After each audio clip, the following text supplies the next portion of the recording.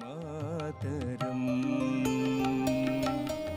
जयतु जयतु पदयुगलं ते निरन्तरम् वन्दे त्वां भूदेवी आर्यमातरम्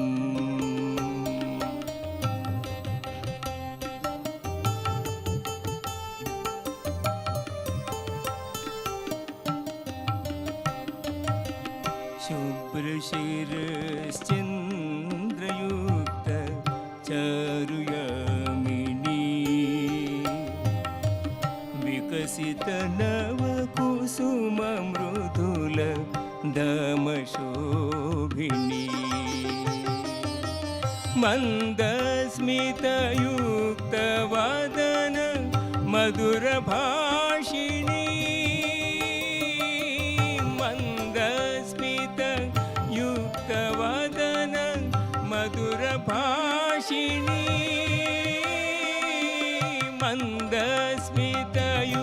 मन्दस्मितयुक्तवदन मधुरभाषिणी सुजलां सुफलां सरलां शिववरदां चिरसुखदां मुकिलिरथमार्यमातरं वन्दे त्वां भूदेवी आर्यमातरम्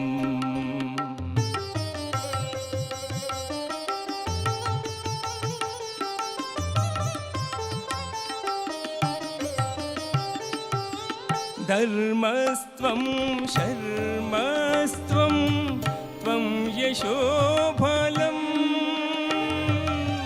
शक्तिस्त्वं भक्तिस्त्वं कर्म चाखिलं प्रतिसदनं प्रतिमाते त्वं महाफलं धरणीं धरणीं जननीं कविप्रतिभां नतसुलभां जगदम्बां राष्ट्रमातरं वन्दे त्वां भूदेवी आर्यमातरम् जयतु जयतु पदयुगल ते निरन्तरम् वन्दे त्वां भूदेवी आर्यमातरम् हे Bharti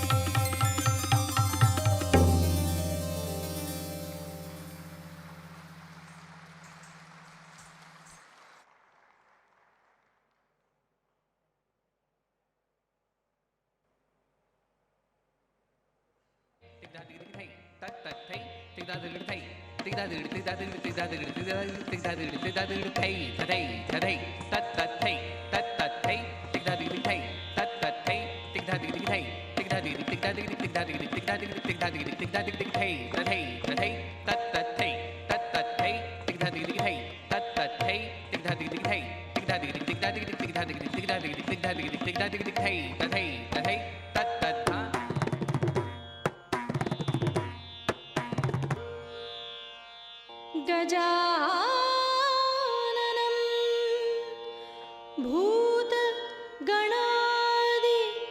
भूतगणादिसेवितं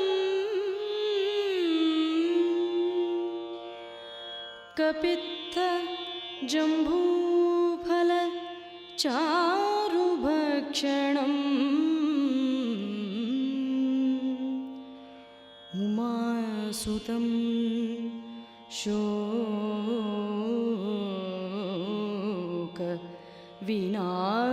शोकविनाशकारकम् Namami Vighneshwar पादपङ्कजम्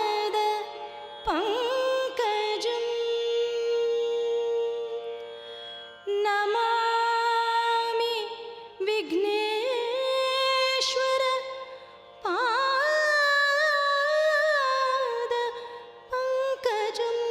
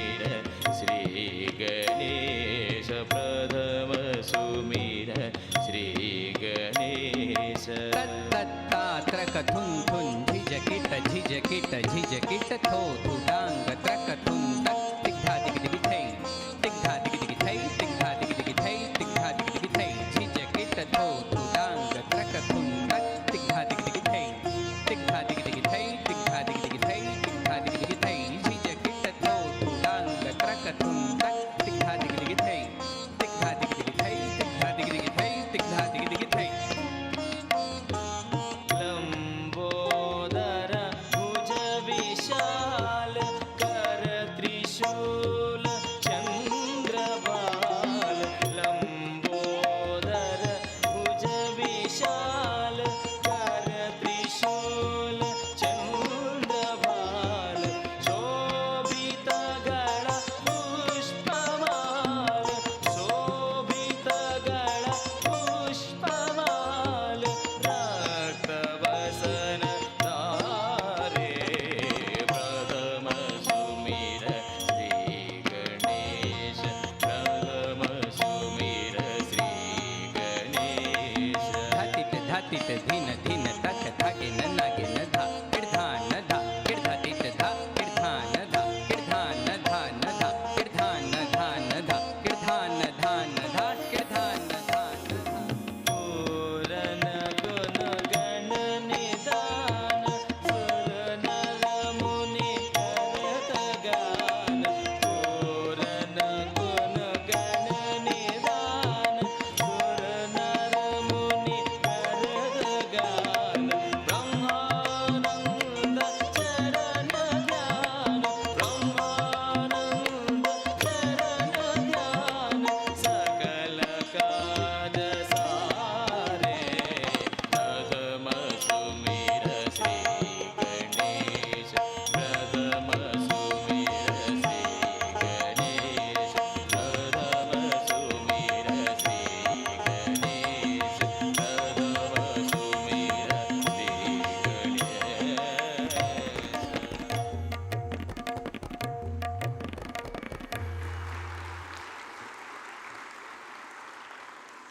A very good morning. Bonjour, buenos dias, suprabhat, and shubhodayam. First, we have invoked the Mother Earth, and I really thanks all the artists who have brought it in front of us through the universal language of human being, that's the song and the dance form. It gives me a great pleasure to extend the welcome to our Honorable Minister of Science and Technology, Dr.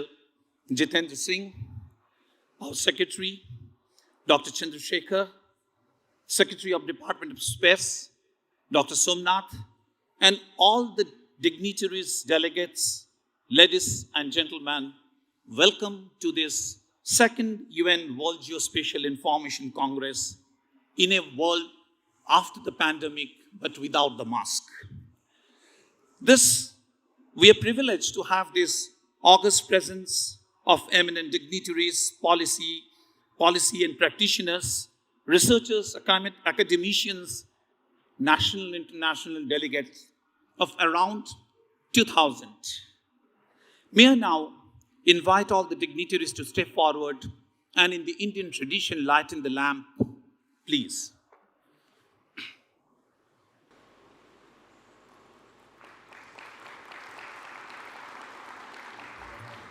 कल्याणं आरोग्यं धनसम्पदः शत्रुबुद्धिविनाशाय दीपज्योतिर्नमोऽस्तु ते दीपज्योतिर्नमोऽस्तु ते दीपज्योतिर्परब्रह्म दीपज्योतिर्जनार्दनः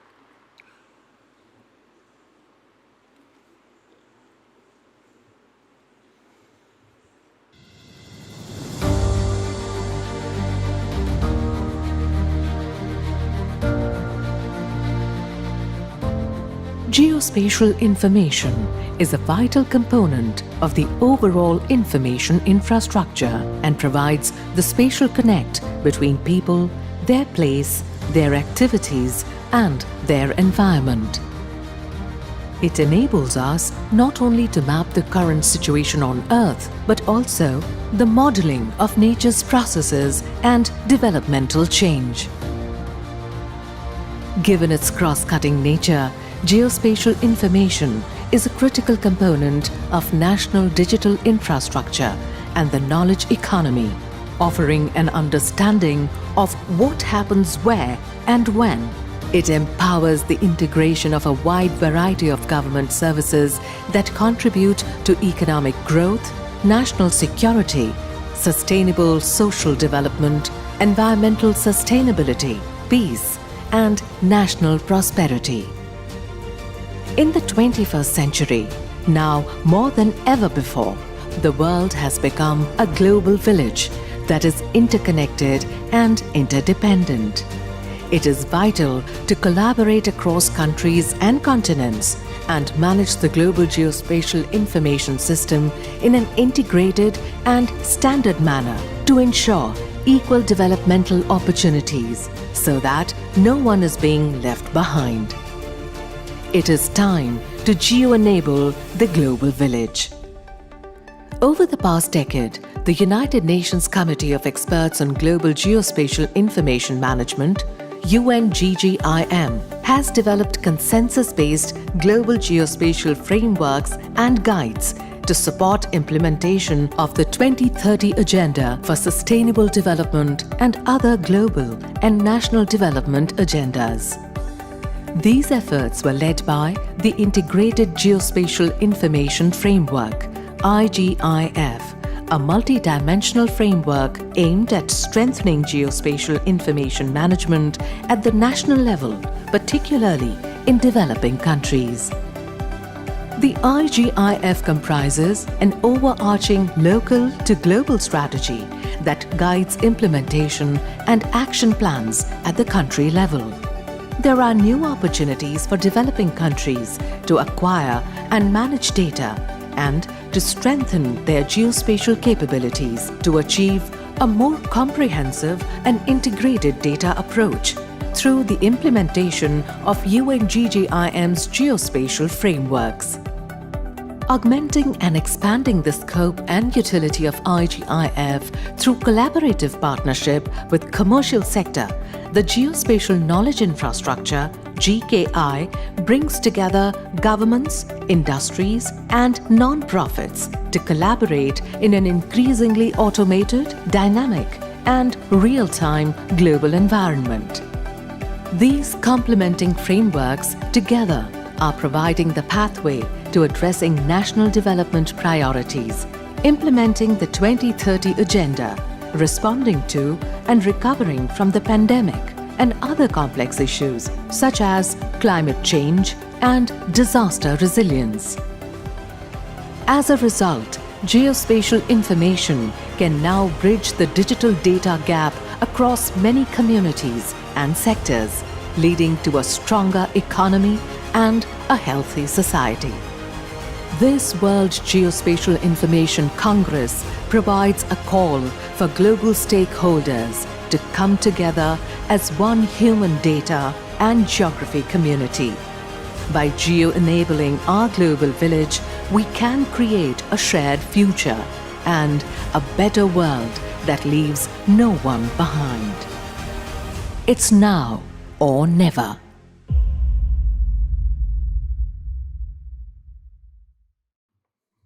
To welcome is to shower honor. May I now heartily invite Dr. Srivari Chandrasekhar, Secretary, Department of Science and Technology, Government of India, who is the motivation behind this event and always has supported us, on the dais and deliver his welcome address to this geospatial world. Sir.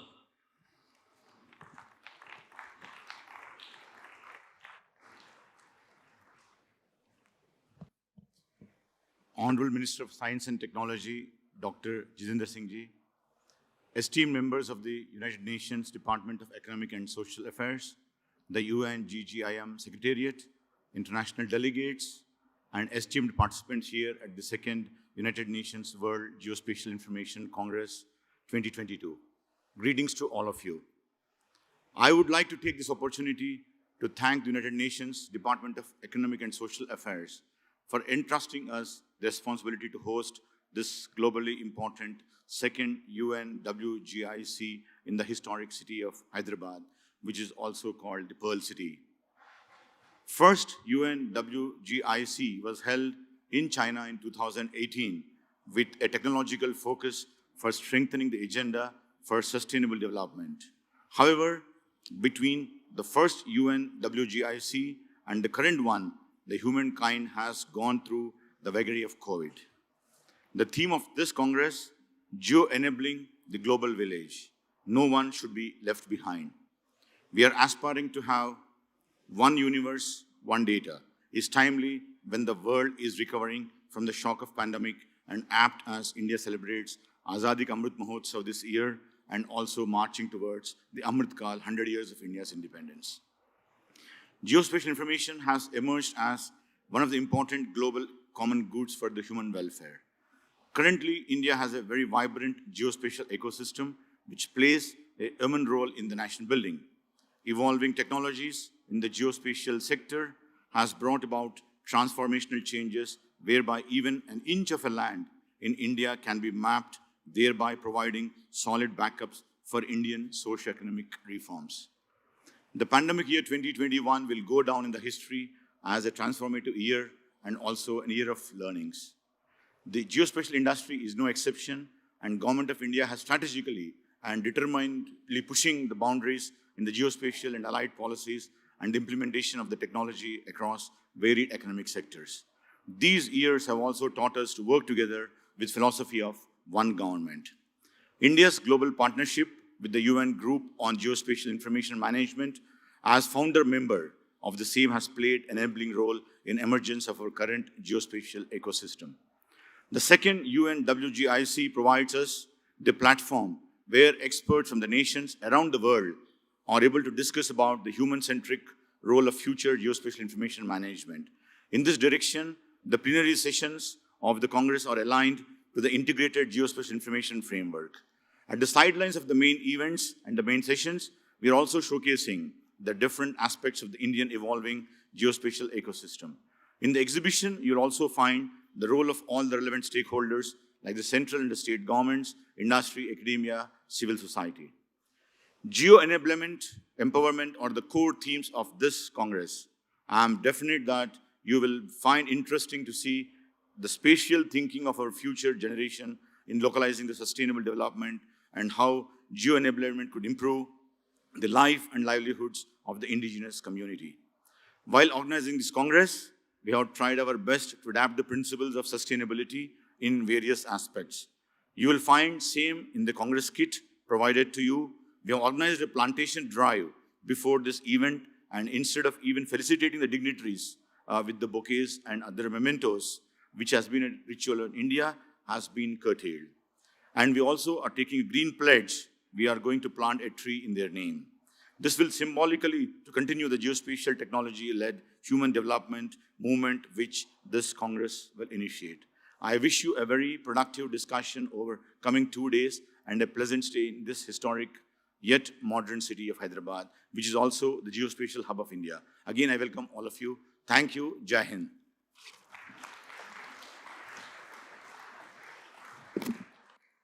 Thank you, sir. Thanks a lot for your welcoming address here. Now, I consider it as a great honor to invite Mr. Stephen Schwentfest, the Director of the United Nations Statistics Department, the another pillar of this second UNWGIC, to deliver your welcome address. Stefan, please. Honorable Minister and Secretaries, dear Co-Chair of the UNGGIM, dear colleagues from the Department of Science and Technology, India, dear colleagues from around the world, dear geospatial friends, if I may say so, I'm very honored to welcome you here on behalf of the United Nations to this second World Geospatial Information Congress. So these are my official words, but what I really want to say is I'm very happy to see you all here after a long period of a pandemic that didn't allow us to come together. Because what is happening for me, first and foremost in these days, is that we are celebrating a community. We are celebrating our professional geospatial community, which is a community of solidarity, which was shown during the COVID period, where we reached out to each other, we stayed connected, and we supported each other. And it's also a community of solutions. It always makes me think you are the example of what the United Nations does best. The United Nations, all we can do is put a table in the room and invite everybody to come to that table. And when I say everybody, I mean everybody. We have countries here, countries from all over the world. We have our partners from the private sector, from academia, from civil society. We have users of geospatial information. We have young people. Everybody is here together. And what are we setting out to do this week? We are here to affirm the common vision of how geospatial information can be and has to be used to address the most important challenges of our time: COVID, climate change, economic and social crises. And the Economic and Social Council of the United Nations has just reaffirmed that this body is critical for the work of the United Nations. We are here to work together these days, to share information and data. We can share satellite images, to share methods and solutions, to share lessons learned, and even to share professional ethical standards, because we know that data and geospatial information in particular are precious goods, and we have to treat them responsibly. So I am, and I will always be deeply convinced that the bigger the challenges out there, the more important it is, the more benefit there is from working together, all of us together, working together globally. And that's why I want to thank you for coming to the table here. Thank you for traveling here. And I want to thank, of course, the government of India for their hospitality, for the opportunity to put this UN table in such a nice place in your beautiful country. All of my friends back in New York were very jealous of me because they said you will get 1 week of very good food. And that's true. I wanted to thank India to put that UN table here in Hyderabad, which is a very technologically rich environment. I wanted to thank India for choosing 2 central themes, which are very important. The local dimension, because we always say everything happens somewhere, and the somewhere is often a village. And the second central theme is youth. And I had the extraordinary pleasure yesterday to listen to 18 schools from all over the country presenting their projects of how to use geospatial information and technology for the Sustainable Development Goals. And I can tell you, it was fascinating, it was inspiring, and it was reassuring, because that's our future, all of our future. And in the process, I also learned that India is so diverse. In a way, you are a small United Nations yourself. So welcome again to everybody in this room from wherever you come from. Thank you for coming to the United Nations table. Enjoy the Congress, enjoy the scientific program, but most importantly, enjoy each other and our community. Thank you.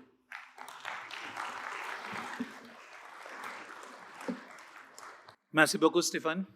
Thank you very much. And I will say, thank you for your pepping welcome address. We are pepped up with your welcome address. And I'm immensely pleased now to invite Dr. S. Somnath, Secretary, Department of Space, Government of India, to address the audience.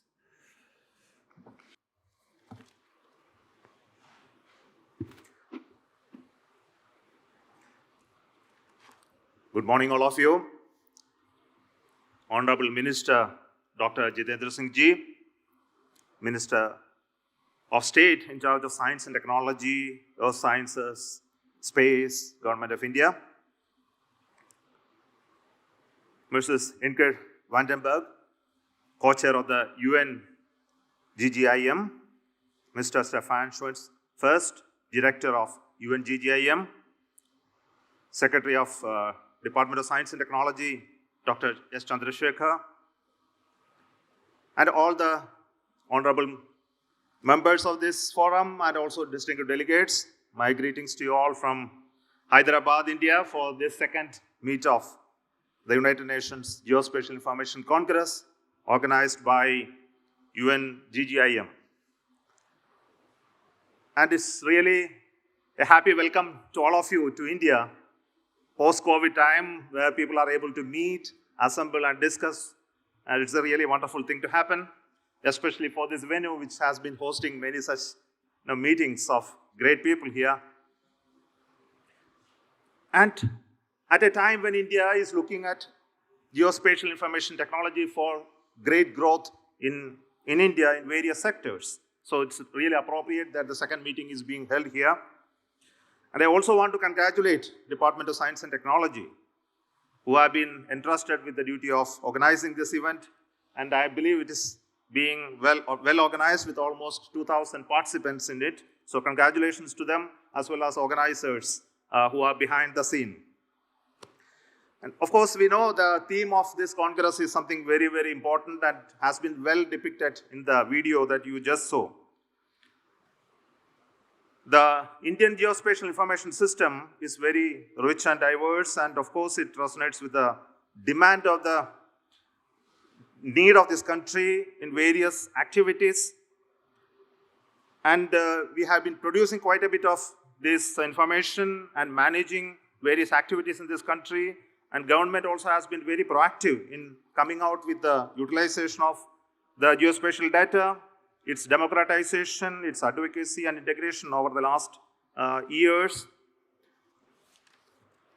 From my perspective, from Department of Space, we have been part of this event and we have been organizing side events, showcasing some of the Indian satellite data products through the exhibition which are here, and also contributing to studies from ISRO to contribute to the book on Indian experience in alignment with United Nations, the Integrated Geospatial Information Framework.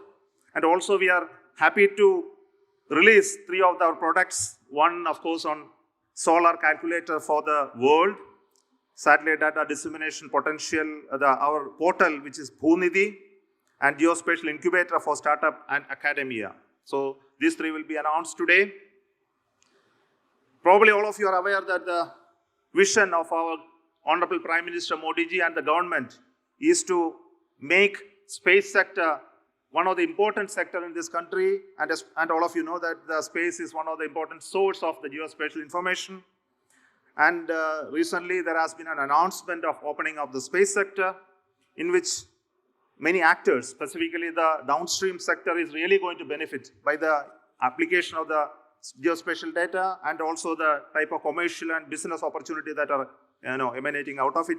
And I don't want to give a big talk on what are the opportunities. Of course, that topics will be discussed in the coming sessions. And we look at the space policy along with the geospatial policy that has been recently announced to transform this sector substantially. And this includes the creation of a new entity called InSpace in India, which will enable the people in private sector, non-governmental entities to come and access the information that are available, which are collected over many years for use in business, as well as in providing solutions for various problems that are facing administrators as well as business enterprises in this country. And I believe the overall policy that we are bringing out is really transformative. It will look at how the available satellite data of certain resolutions which will be accessible on a free and open basis. And I believe this will bring in multifold increase in data utilization. And also, the policy that we are bringing out is in similar lines with what are existing elsewhere, especially in the Landsat data and UMETSAT data, and basically for the Sentinel series of satellite data which are being available to many of you.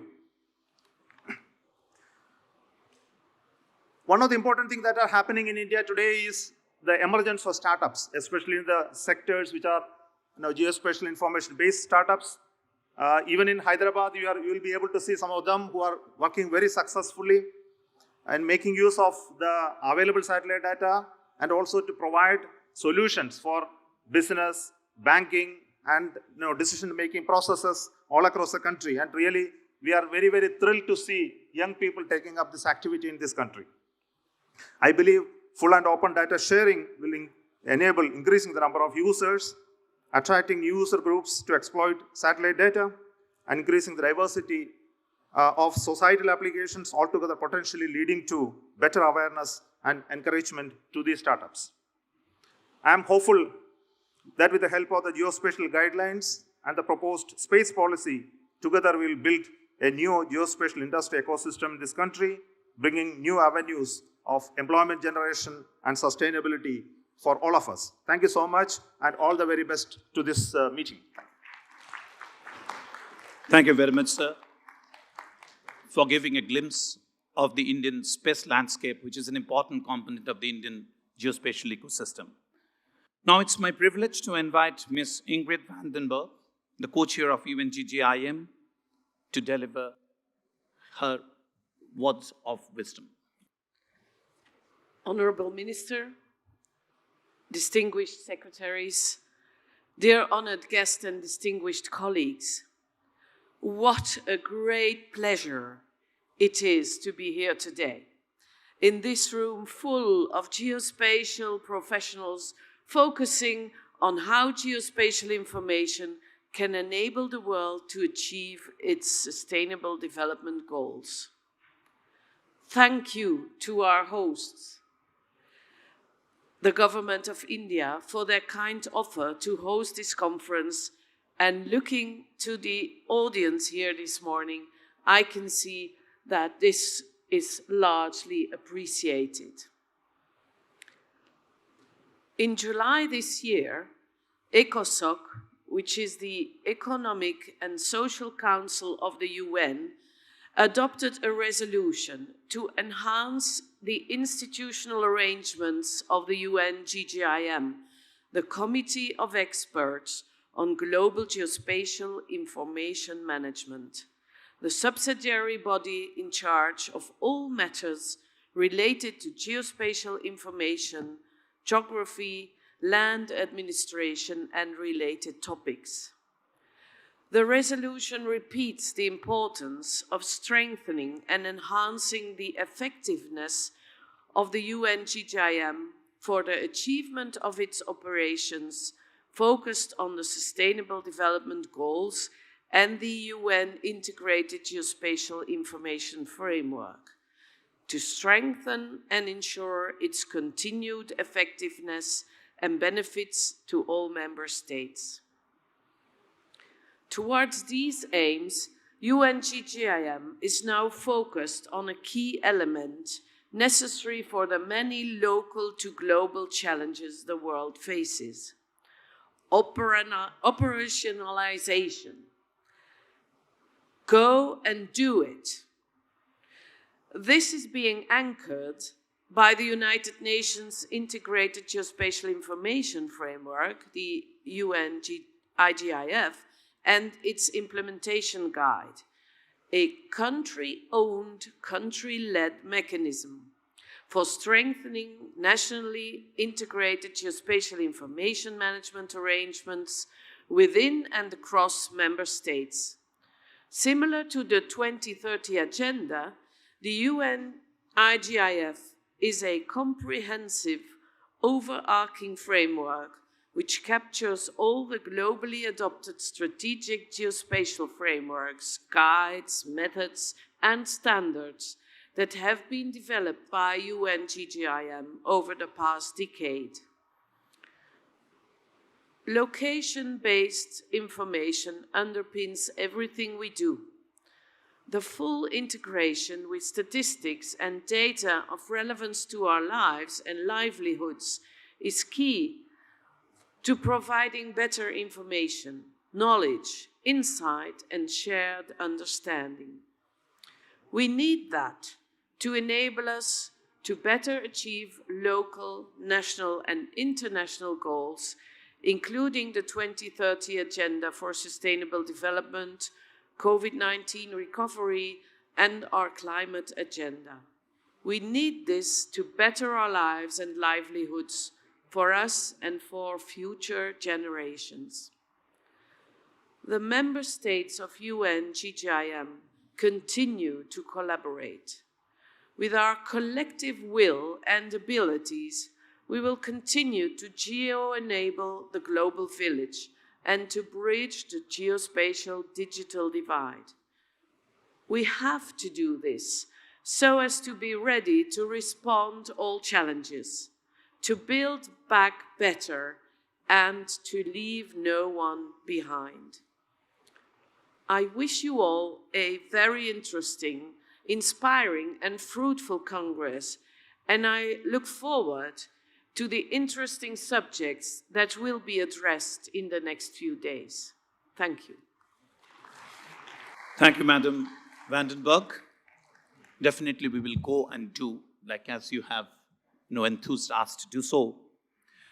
Now, it's my distinct privilege to cordially invite our beloved and honorable Minister, Dr. Jitendra Singh, the Minister of Science and Technology, Earth Sciences and Space, Government of India, to deliver his keynote address.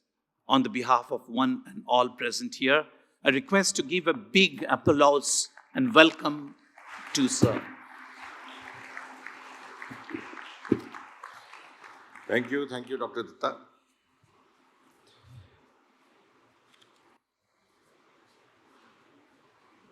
I must start by addressing the Honorable Prime Minister Shri Narendra Modi, who is going to address it in a few moments from now. And of course, seated amongst us, all the dignitaries, the members of the United Nations Department of Economics and Social Affairs, the UNGGIM Secretariat, the international delegates from all over the world, esteemed participants. To begin with, a very warm namaste from India and good morning to you all.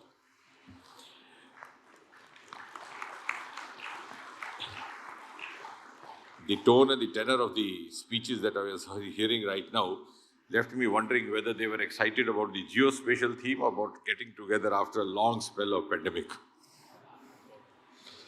Even if that be so, I have no regrets, because the scientific meets like this, the academic events like this, have a lot of supplementation through the fellowship angle, which supplements the bonds both academically, scientifically. And I'm sure now, after having gone through those 3 years of virtual speaking to each other, when you don't know whether the other side is listening or not, or you keep talking to yourself alone, I think this is a good change, and now you've come back to the real world. Because at one time it used to appear as if you would not be able to recognize each other when we see each other without a mask, but I'm glad that we are still same, the faces remain the same, and we are able to identify each other unmasked as well.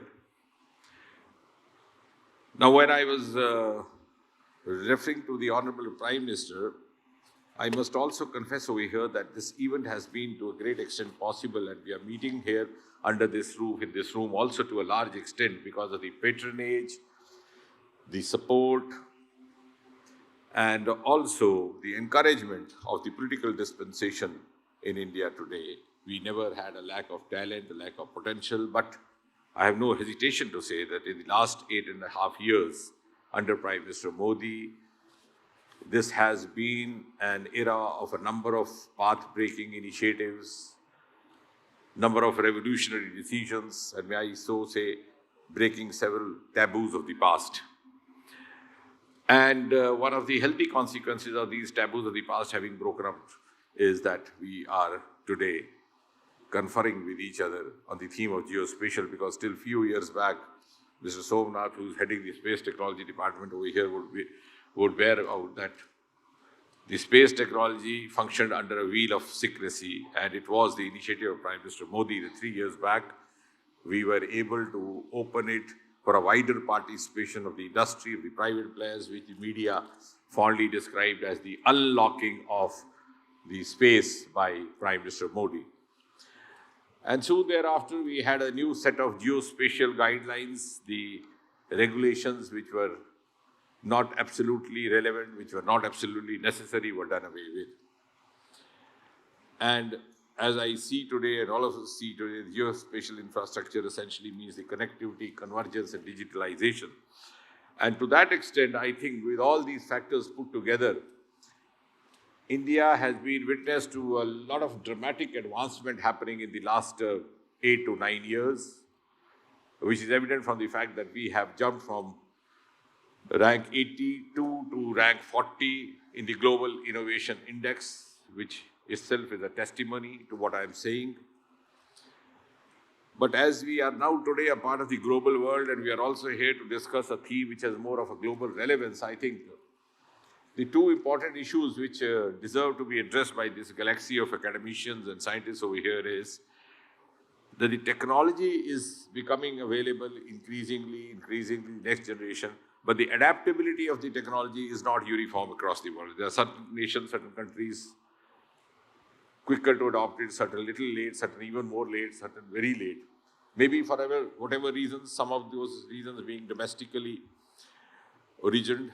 But nevertheless, this is something, because if we have to proceed globally uniformly, we'll have to take into consideration.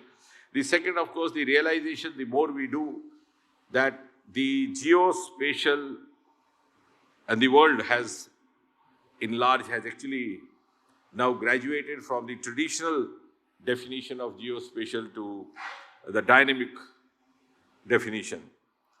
And we have come a long way since the time when we used to look into those long pipes and make maps on the paper, to this geospatial technology actually overtaking everything in a very fascinating way. And therefore, when we talk of the futuristic technologies, futuristic themes, or sit down to design them, because we have policymakers amongst us in this room, I think it's also important to take into the consideration the requirements of the various stakeholders. So the research cannot be happening in isolation. So it has to be a good uniform balance or synchrony or synergism of research, academia, and industry, and so that we take up projects which have relevance for the industry, for the stakeholders, so that they become sustainable. So sustainable goals, as is being talked in every field, equally as much applies in the geospatial as well. And when I say so also with a great sense of responsibility, because India itself has a huge stake in this field. India's geospatial economy was estimated to be rupees 38,972 crore, which is equivalent to $47,612 million in 2021.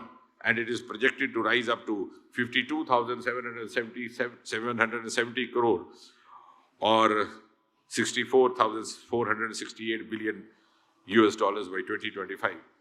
And would be in the process also generating employment and job for almost 1 lakh people to begin with. So we have a huge stake in this. It's not just only for the research and for the brainstorming that we are doing, but we are also looking forward to larger goals in a heterogeneous and a vast country of 1.3 billion that is India.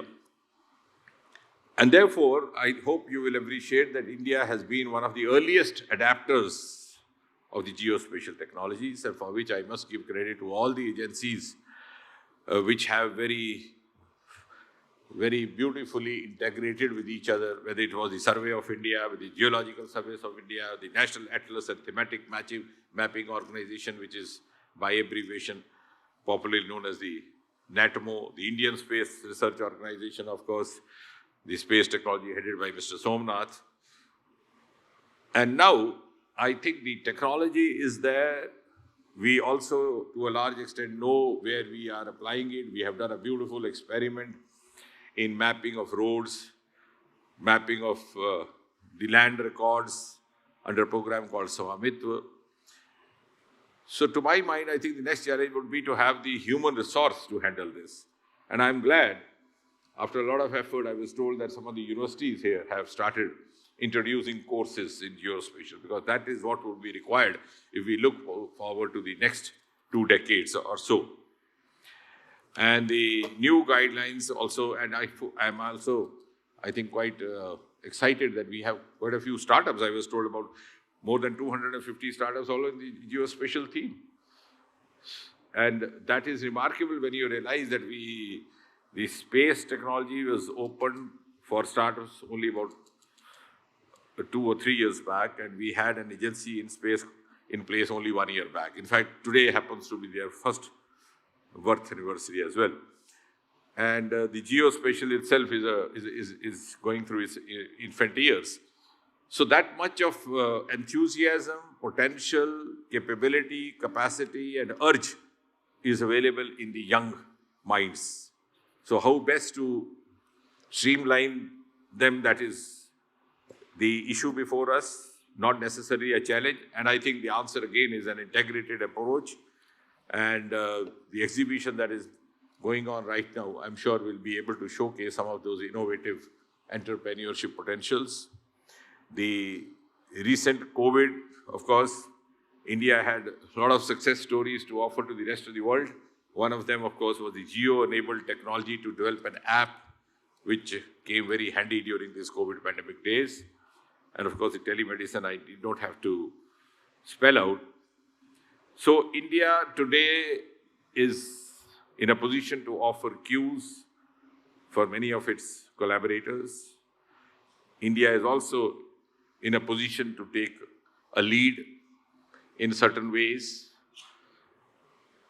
But for that, we are constantly endeavoring to build our capacities and also to be self-reliant so that we are able to do it indigenously without having to depend much on the extraneous factors which the Prime Minister keeps referring to as Atma-Nirbhar Bharat. And therefore, to conclude, I would say that the global geospatial ecosystem will have to simultaneously take into consideration the social factors, the economic factors, the environmental factors, and take them from a global, holistic point of view. And in turn, as I said a few moments ago, make it an instrument of market transformation in order to make it sustainable, make them also possibly lucrative means of livelihood for some of the youngsters, with a potential to revolutionize the industry and potential also to revolutionize the global economy. And as India looks forward to next 25 years, when we turn 100 in 2047, we are also actually looking forward to play an important role as an important component of the global economy, of course, in which the latest technologies like the one being discussed today are going to have an important contribution to make. So I'm sure you will have a good academic feast, and at the same time, as Mr. Stephen was thanking us for hosting, I'm sure the hospitality will not let you down, and you'll look forward to coming back to India again and again. Thank you very much.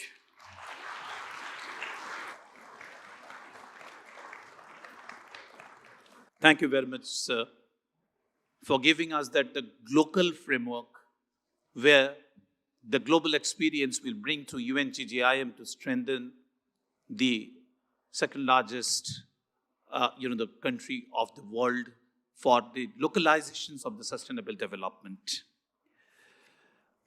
I'm extremely delighted to inform that we have a valuable message from Mr. Antonio Guterres, the Secretary General of the United Nations, and I request Mr. Stephen Schwenfest to share that with all of us today on behalf of him.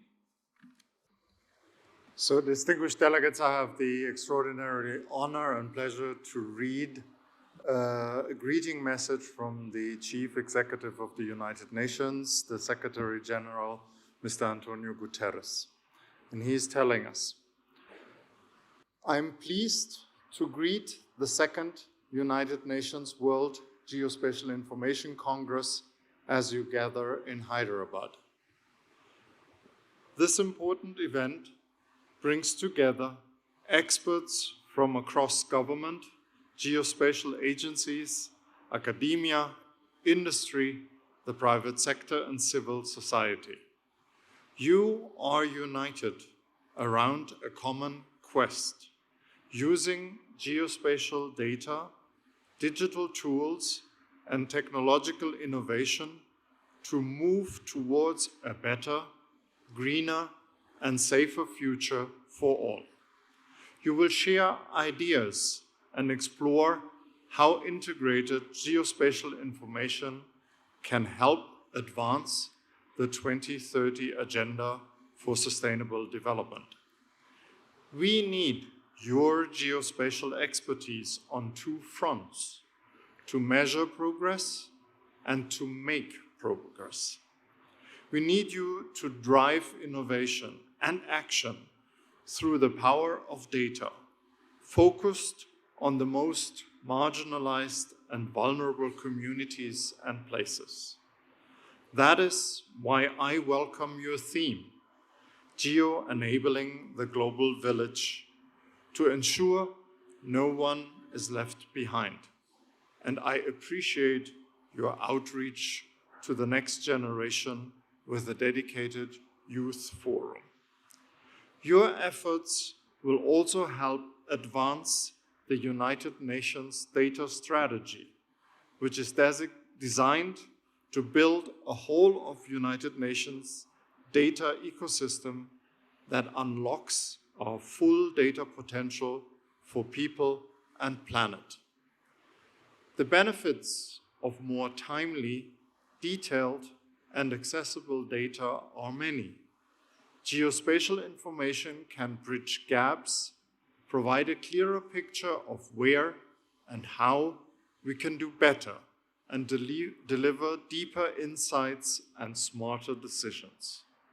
For all of this and more, your knowledge of geospatial data, methods, frameworks, tools, and platforms is essential.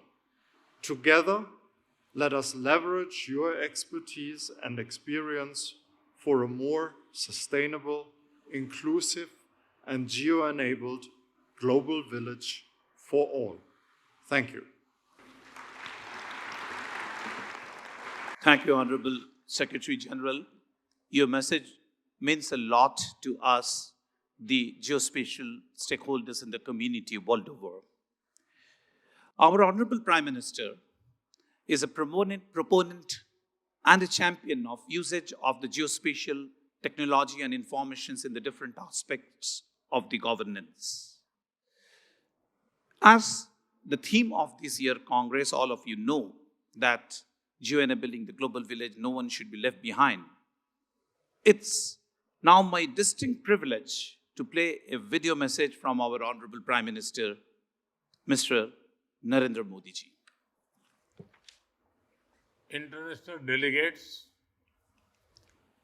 experts from the geospatial sector, esteemed participants and friends, Namaskar. Welcome to India. I am glad to be interacting with all of you as part of the second United Nations World Geospatial International Congress. The people of India are happy to host you on this historic occasion as we build our future together. It is wonderful that this conference is happening in Hyderabad. The city is known for its culture and cuisine, its hospitality and high-tech vision. Friends, the theme of this conference is Geo-enabling the global village. no one should be left behind. This is a theme that is seen in the steps that India has taken over the last few years. We have been working on a vision of Antyodaya, which means empowering the last person at the last mile in a mission mode.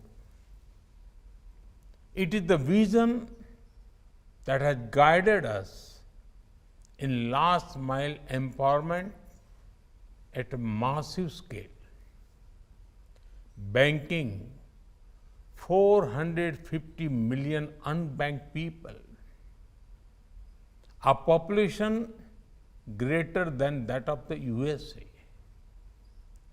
ensuring 135 million uninsured people, about twice the population of France,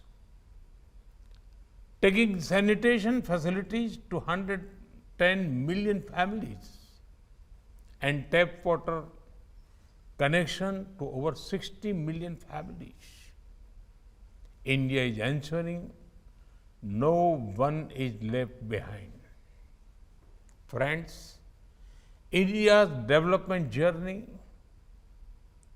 two pillars are key: technology and talent. Let us look at the first pillar, technology. Technology brings transformation. Some of you may have heard that India is the world's #1 in real-time digital payments. If you venture out, you will see even the smallest vendors accept, even prefer digital payments. Similarly, it was through technology that we helped the poor during COVID-19. Our tech-based GEM Trinity delivered welfare benefits to 800 million people seamlessly. Even the world's largest vaccine drive was powered by a tech platform. In India, technology is not an agent of exclusion. It is an agent of inclusion. You are all people associated with the geospatial sector. You will be extremely happy to know geospatial technology has been driving inclusion and progress. Take our Swamitva scheme, for example. We are using drones to map properties in villages. Using the data, villagers are receiving property cards. For the first time in decades, people in rural areas have clear documents of ownership. Most of you know how property rights are the bedrock for prosperity anywhere in the world. This prosperity can be further accelerated when women are the prime beneficiaries of ownership. This is what we are doing in India. Our public housing scheme has provided home to nearly 24 million poor families. Women are also or joint owners of almost 70% of these houses. These steps have a direct impact on the UN Sustainable Development Goals on poverty and gender equality. Our ambitious PM Gati Shakti Master Plan is building multimodal infrastructure. It is being powered by geospatial technology. Our digital ocean platform is using geospatial technology for management of our oceans. This is crucial for our environment and marine ecosystem.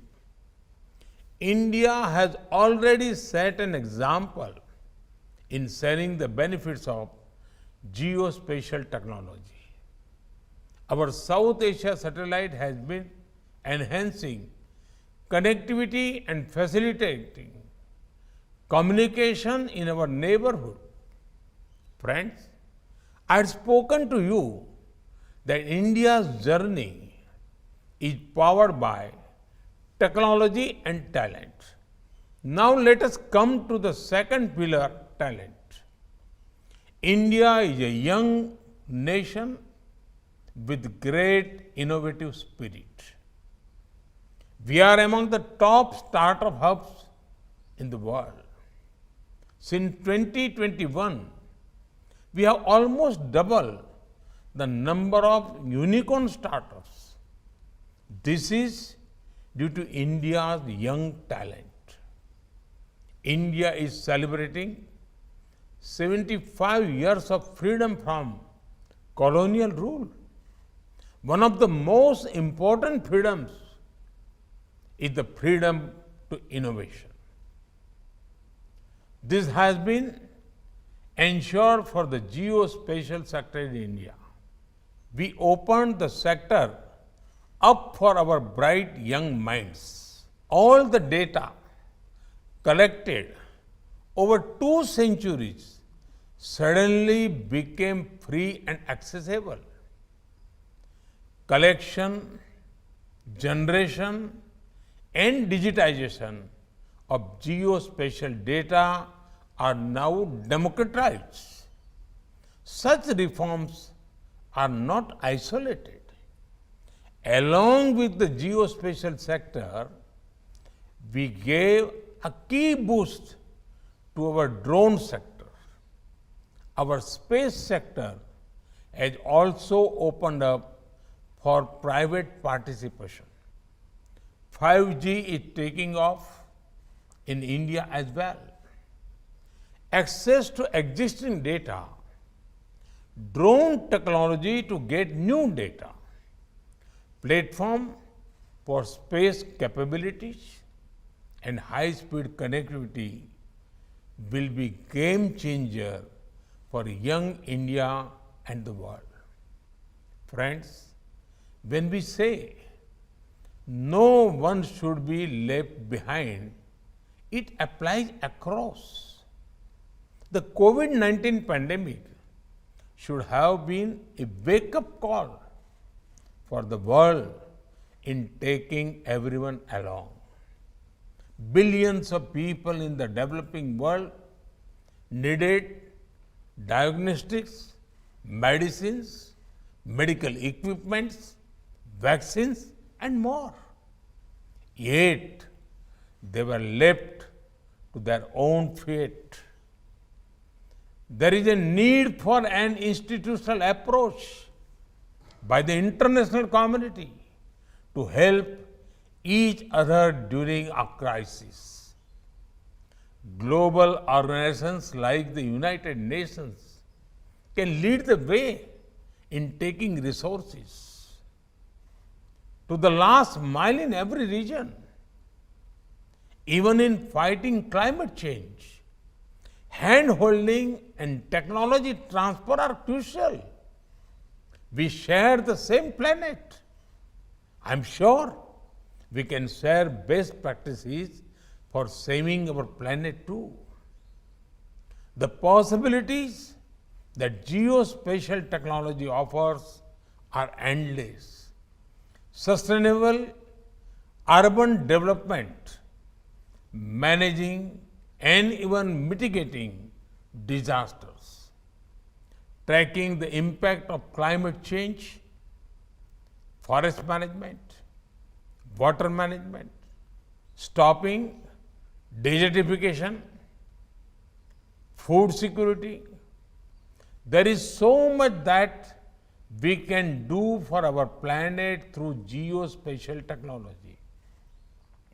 I wish that this conference become a platform to discuss developments in such important areas. Friends, the second UN World Geospatial International Congress makes me optimistic. With the stakeholders of the global geospatial industry coming together, with the policymakers and academic world interacting with each other, I am confident that this conference will help steer the global village into a new future. Thank you. Thank you very much.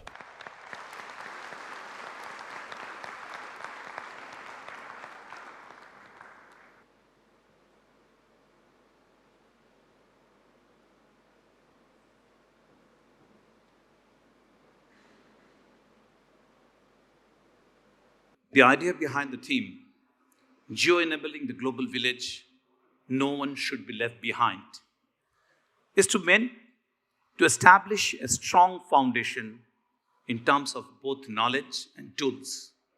Now, I will request our Honorable Minister to unveil such tools developed by the Government of India's different departments.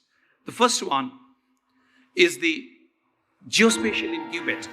Sir.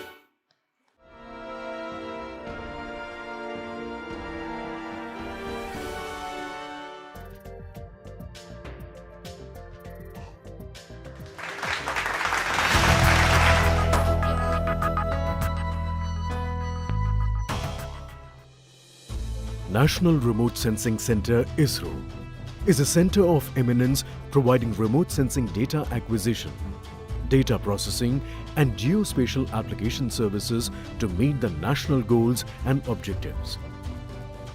The center is collaborating with its stakeholder to provide an ecosystem that would complement the thriving innovations in the geospatial technology arena.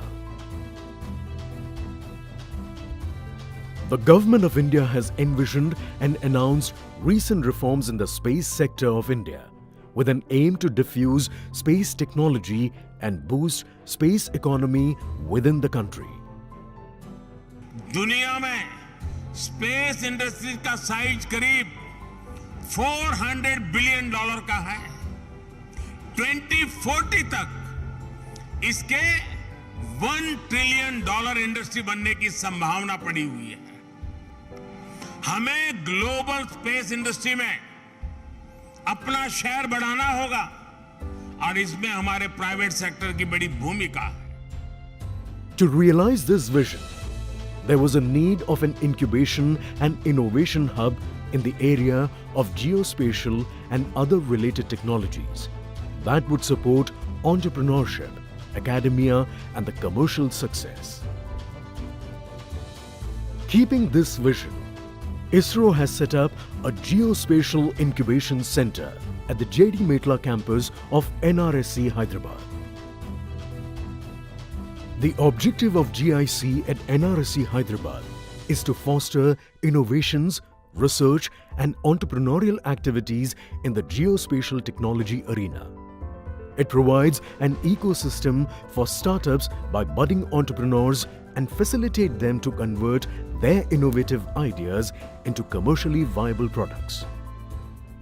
The center shall share resources comprising of multimedia-enabled active learning classrooms, podcast rooms, mentoring, spaces, investor hub, thinkers labs and other world-class facilities. Startups and entrepreneurs come to GIC and explore possibilities of making geospatial more usable in building a sustainable world.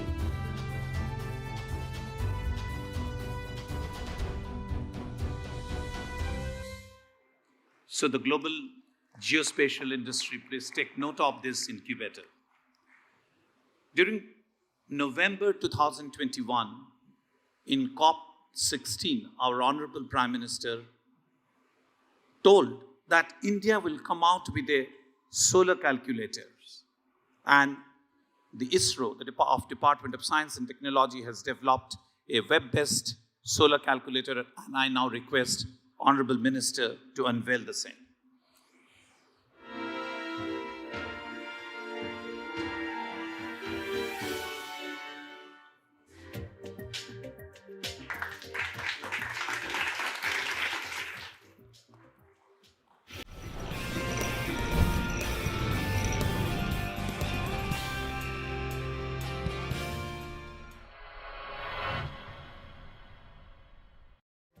The solar energy is one of the most sustainable form of renewable energy, and its promotion is likely to play a major role in realization of the Sustainable Development Goal 7.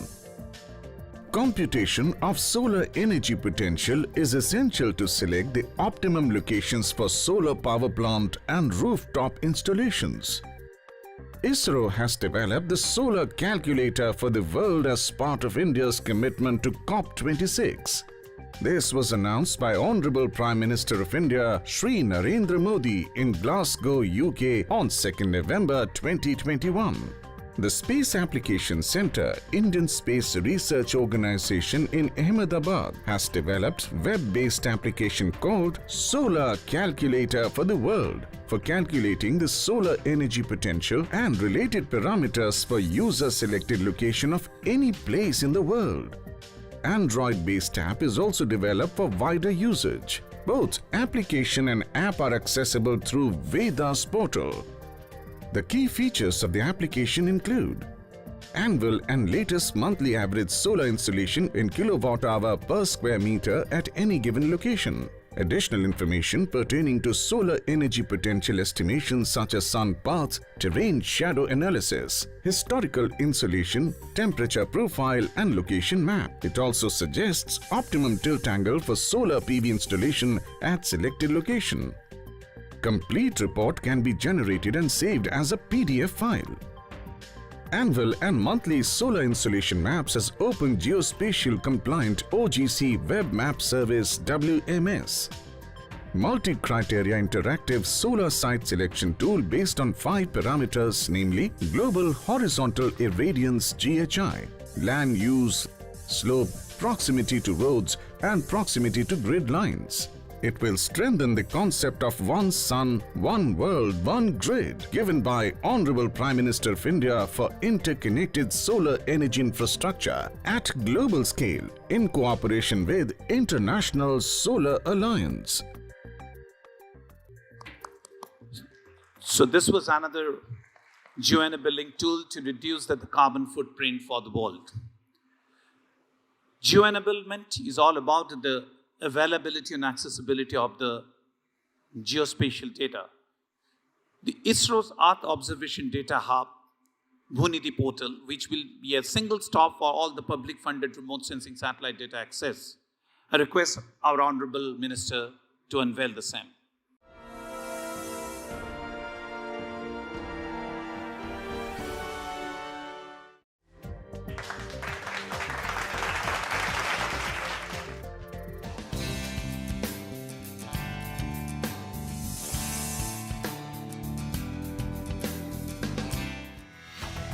The National Remote Sensing Center is ISRO's Earth Observation Data Hub, operating since 1988, having a huge repository of EO data.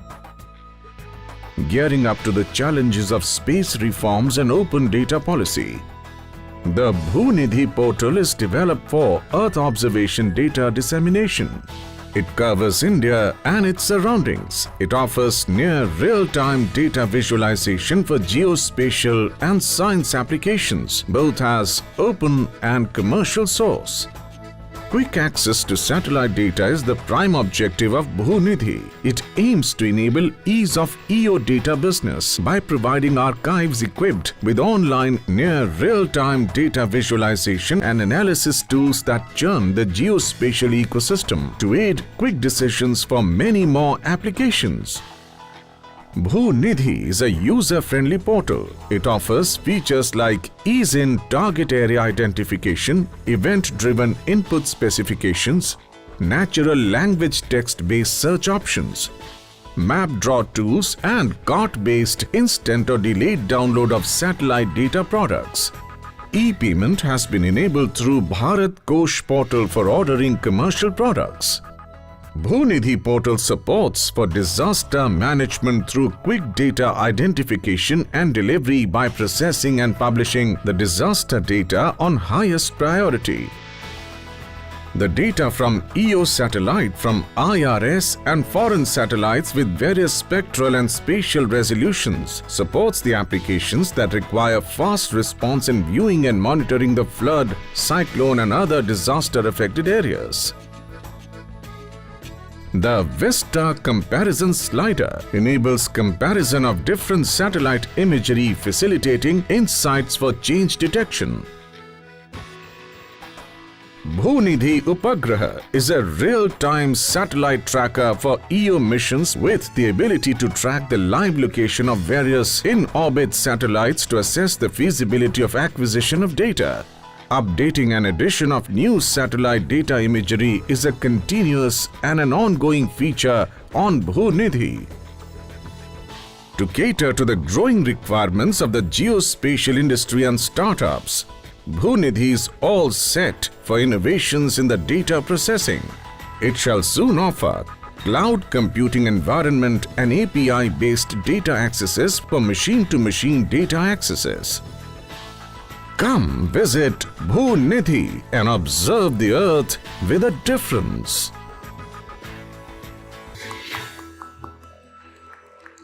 We say, what's in a name? But for the location-based industry, the name matters. The Survey of India has developed a custom-built transliteration engine in 22 official languages of India in collaborations with the SIDAC Pune, and my request to our Honorable Minister to unveil the National Toponymy Database developed by the Survey of India. India is a multilingual country with about 1652 spoken languages. The character of variation in India is not only geographic but also linguistic and cultural. The 8th schedule of the Constitution consists of 22 official languages in the country. Survey of India is the national mapping agency responsible for maintaining the place names database of the country. A map of an area with place names in its regional language helps to better understand the geography, history and culture of that place. Under Digital India program, a need was felt to prepare toponymy database in all official languages. Survey of India, in collaboration with the SIDAC Pune, has developed a custom-built transliteration engine for all 22 languages. National Toponymic Database is now available in Survey of India portal. The last one for today. All of us know that the UNWGIC has given out the Integrated Geospatial Information Framework, which serves as the foundational guide for the countries across the globe in developing, integrating, and strengthening the geospatial information management. We are going to unveil a report on India's experience in aligning with this IGIF, and I'm sure this will be a very good foundation stone for the IGIF development across the nations. My request to honorable ministers to now unveil the same.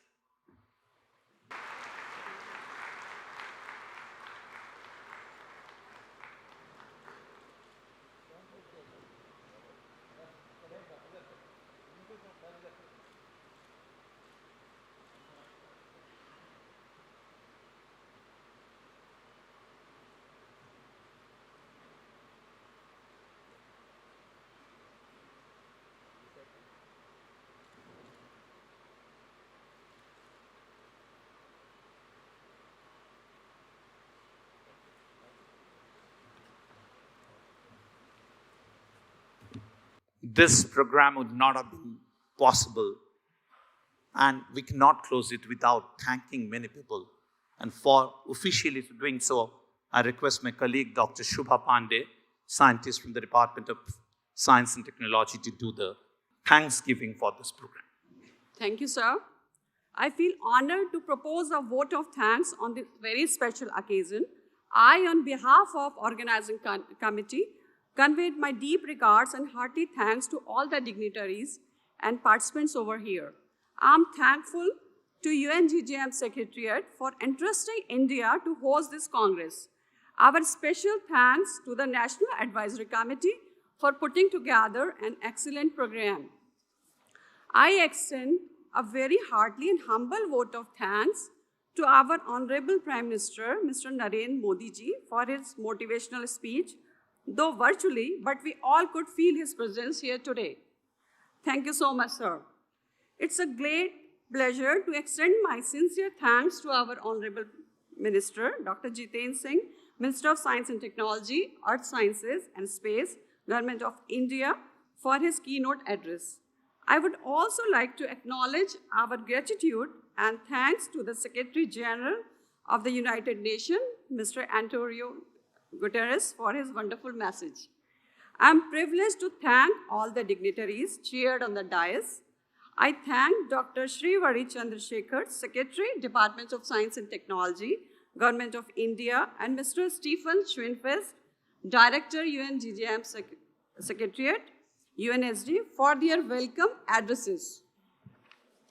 I'm very grateful to Dr. S. Somnath, Secretary, Department of Space, Government of India, Ms. Ingrid Vanjan Varge, Co-Chair of UNGGM, for addressing the participants.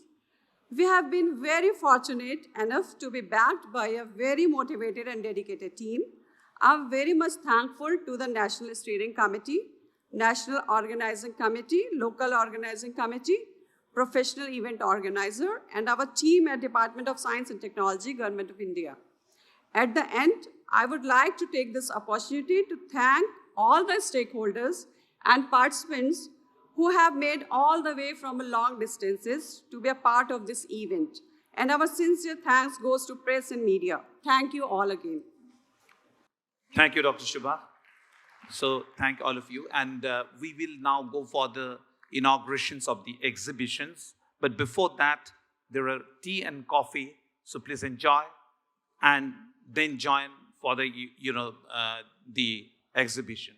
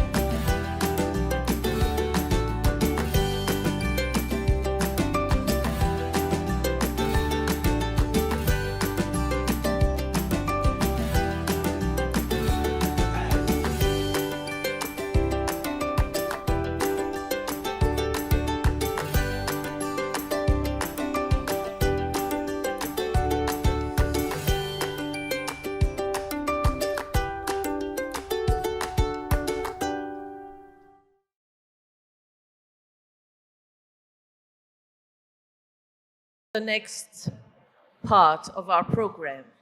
And I would like please to invite you to sit down, relax, and listen to the very interesting speakers that we have here today. We are having this plenary session as an open discussion where we will try to interact as much as possible with you, the audience. But first, I will give the floor to three very distinguished speakers.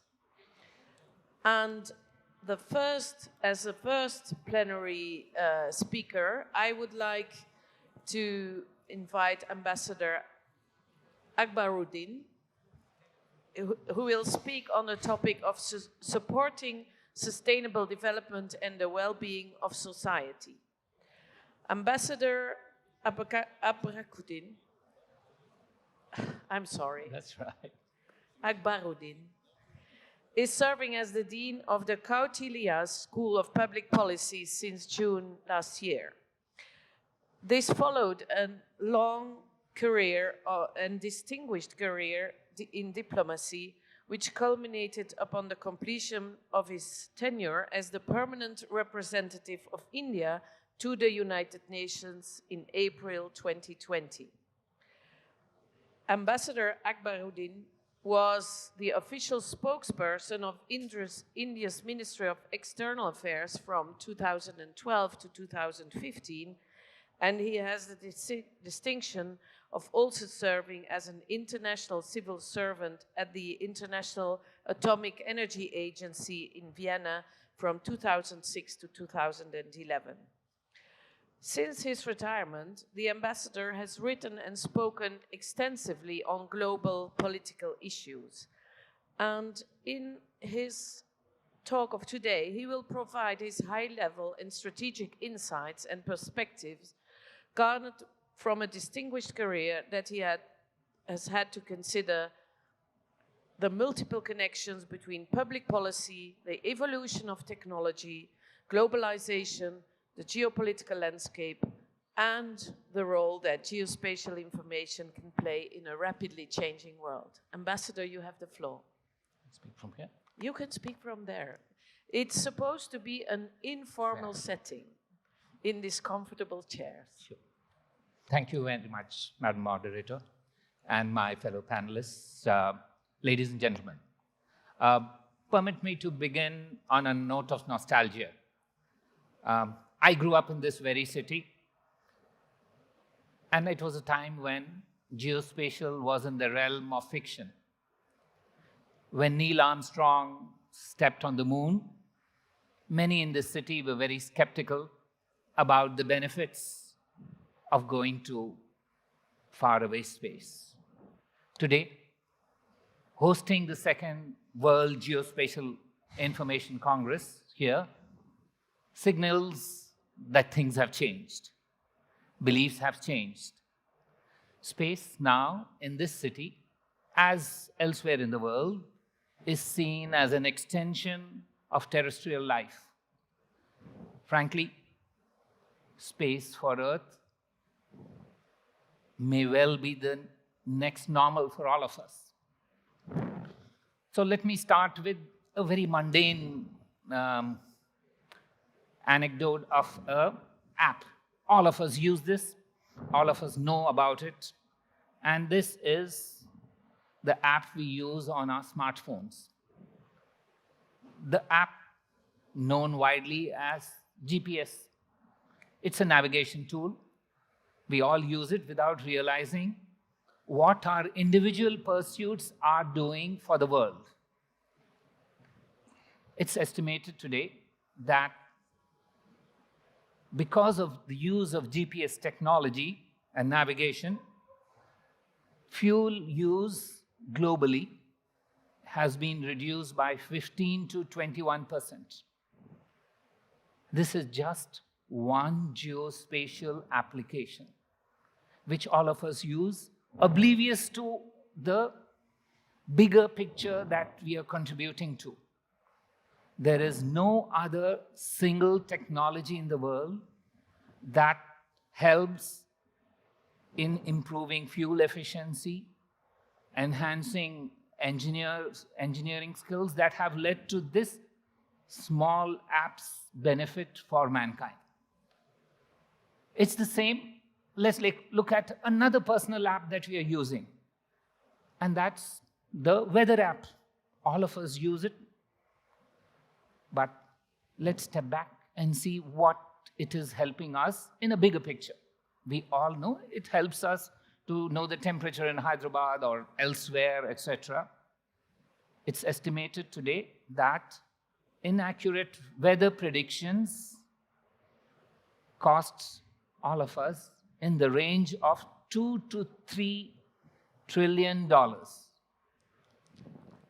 As geospatial apps improve, technologies improve, the losses are being cut by the day.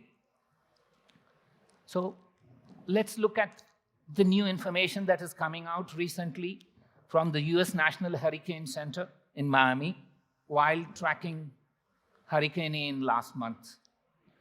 They indicate that mistakes in track estimates forecasts have decreased by 70% since 2000.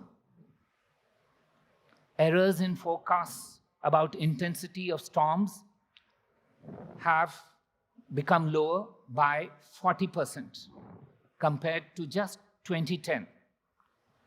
So you can see improvements in the resolution of images, the speed at which they are transmitted to the Earth, the sophistication of numerical models run by computers, all are enhancing weather prediction, forecasting information, and saving lives and resources.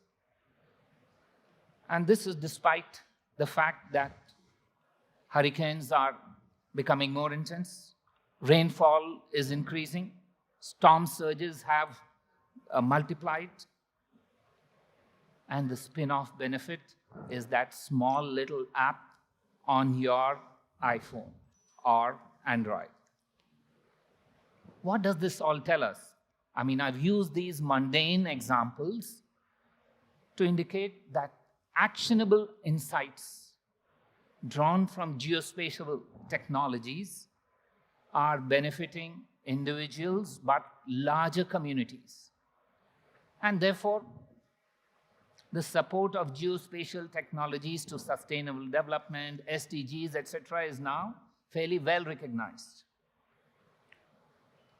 But less well recognized is that geospatial data is inexorably connected to finding solutions to humanity's struggle with climate change.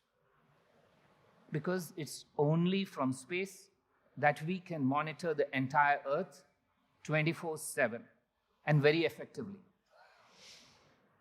Geospatial assets help us track, monitor, and identify environmental harmful activities like, say, illegal logging, animal poaching, fires, mining, and a whole host and a whole range of issues.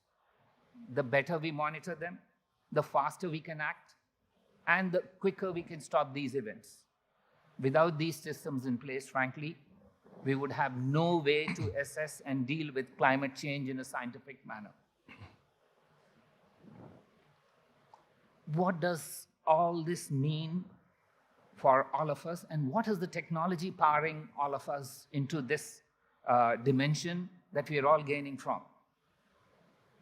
Primarily, these increasingly are assets which are placed in space in what is now called the low Earth orbit of about 150 kilometers to 2,000 kilometers altitude. And there are estimates that this economy of the low Earth is already amounting to something like $400 billion.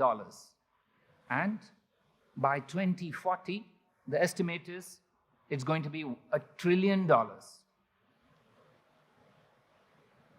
Why is this happening, and what is the stimulant for all this? The first is the volume of satellites is going to increase exponentially. Today, since Sputnik 1, we have about 10,000, 11,000 or so satellites which have been put into space. Now, every week, there's a company or a country saying, I'm putting up a constellation. And the prediction is that by 2030, there are going to be as many as 100,000 satellites in space.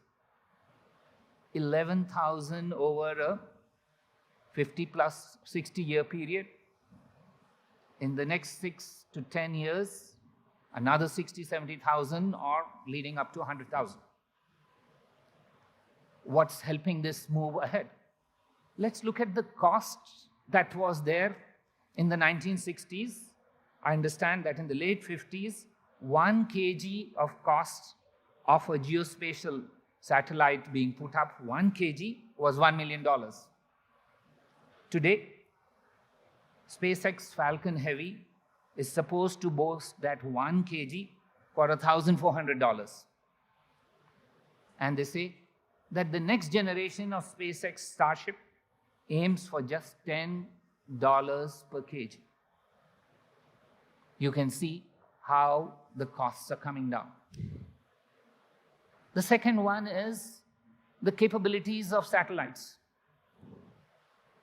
I understand that the capabilities per kilogram of a satellite has been increasing tenfold every 5 years over a decade now.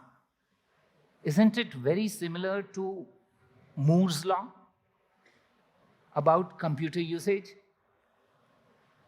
Let's look at the computer industry and try and see what is likely to be in the future for the space industry.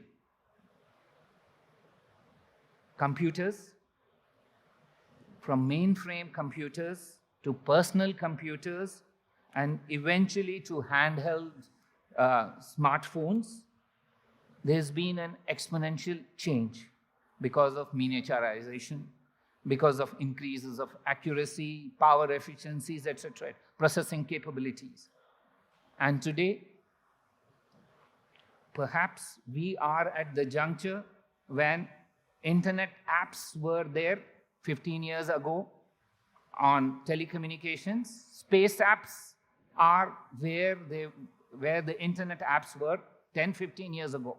So if you see in the last 10, 15 years, the exponential increase of those apps, perhaps you can project what is likely to be the impact of these geospatial apps. You know, when I was growing up, space was the domain of Isaac Asimov, the science fiction writer. And I don't know how many of you used to read him. As a young boy, I read. And in 1940s, I wasn't born then, but he wrote a short story called Reason. In that short story, he predicted that space-based solar stations are possible to transmit energy to the Earth. Today, they are thinking of this very technology as a viable system that can be used on Earth in, according to recent British estimates, by 2040. They say the technology is available, but to scale it up will cost. So 2040, 2050. And when Isaac Asimov wrote this, everybody said, this is fiction. But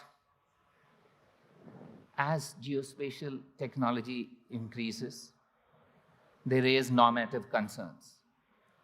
The use of geodata during the pandemic has helped humanity enormously, and many governments pride themselves on the achievements of tracking, etc. However, it has also raised ethical dilemmas about data privacy, individual safety, consent, and we live in a world where there are vast inequities and limited capacity of many groups to protect themselves against potential harm. So therefore, any transformation needs to be based on value-based approaches. We need to understand that underlying transformation, we all have to accept some common norms. But there are many other challenges too. Space is a shared resource we all acknowledge that it is finite. No state or private enterprise, no matter how well-funded or fleet-footed, can we allow it to dominate space for its own benefit or take risks that, in fact, impact adversely on all of us? That's the concern we now face. There are mega constellations incorporating thousands and soon tens of thousands of satellites. They're planning to crowd low Earth orbit. They're claiming the right to occupy it in a manner that poses challenges to established notions of equity, safety, competition, and yet, as of yet, we don't comprehend the consequence of such plans, plans which are already in the making or in the implementation. Are we heading towards overexploitation of our limited space resources? Just as in the case of carbon space, in climate change, low Earth orbit is finite. If we do not plan to use it for the benefit of all, can the first movers alone occupy it to the detriment of the rest? We need to think these things through. We must find a way to share these limited resources. Countries with space aspirations, but without capacities today, will never be able to utilize space if the first movers move in and occupy everything, and the rest are denied the benefits of space. And it's not only true of developing countries versus developed countries. There could be many advanced developed countries who are right now unable or even unwilling to outspend the mega constellations in the race to capture space orbits. They say that 70% of all future satellite projections will be commercial in nature. So what do we see? The balance in space, perhaps, is shifting from states, from countries, to companies. Space, according to international law, is the province of all mankind. This is what the Outer Space Treaty mentions. Can we allow it to become subject to requirements of private enterprise? And what happens because existing international arrangements which were designed for governments are perhaps need to be relooked at? It's been 50 plus years since the Outer Space Treaty came into being. It looks at states, but companies are coming into being. They are major stakeholders. Does this require change of approach or a relook at things? Let me give you another example, and that's planetary scale ISPs. And I mean ISPs is internet service providers. Starlink, OneWeb, they will change the dynamics of internet infrastructure. Currently, no one deals with net neutrality in outer space or across boundaries. What happens if there is a constellation, I don't know, in the future, if there is a constellation which chooses to have walled gardens? How is this going to impact information flows? Ladies and gentlemen, the ITU, or the International Telecommunications Union, regulates radio frequencies, but there is no system for coordinating orbits and global space traffic management. There are no requirements to share information, no rules of who should move out of the way to avoid collisions, and no binding global regulations on removing satellites at the end of their life. Human beings have not done a good job in preventing pollution of unknown parts of the earth, such as the oceans, Can we prevent a similar tragedy of the commons in space? It's time that we look at doing a better job in space than we have done on Earth. Space is becoming congested, contested, and competitive. Perhaps the best way is to relook the whole infrastructure, the framework, but we know that this is not the time.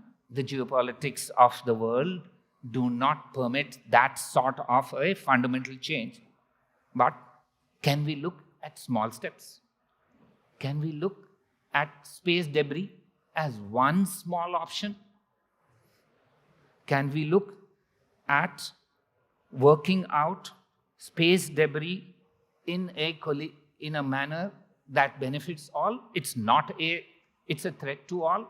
It does not mean competition. Frankly, to me, the situation in space and following it on geospatial technologies reminds me of the Industrial Revolution. There is no regulation. There is no system of checks and balances. And what happened then? We polluted our rivers. We polluted the atmosphere we lived in. If nothing is done in space, let's be certain that similar challenges will arise. And I want to end with just one request to all of you. Don't think space is too far. The Kármán line, which is considered to be the place where space begins, is about 100 kilometers from mean sea level. If you were being threatened in a place 100 kilometers on terra firma, how would you look at it?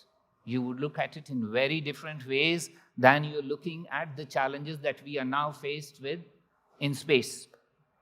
So, we need to put in safeguards for space activity with potential benefits, and there are numerous. You heard a lot of benefits that are going to accrue to humankind from geospatial assets. But with these come potential risks. Engagements like the one we are having here perhaps need to focus not only on benefits, but how to manage the risks. And I'm certain several of you have been thinking of these, and we would have opportunities to engage with you on that. Thank you very much. Thank you very much, Mr. Ambassador. The themes of the conference, Geo-enabling the global village, no one should be left behind, were, we were looking at it from 3 different angles. And the first one was sustainable development. And I must say, you have opened our eyes on the importance of sustainable development looking into space. So I think it's something very enriching, because we were saying we always talk to ourselves. Now we have somebody from outside coming in and talking to us and bringing immediately a very interesting insight. Thank you very much. I will continue now with our second speaker. And our second speaker is Ms. Bethlehem Desi, and she's one of Europe's leading youth technology educational entrepreneurs.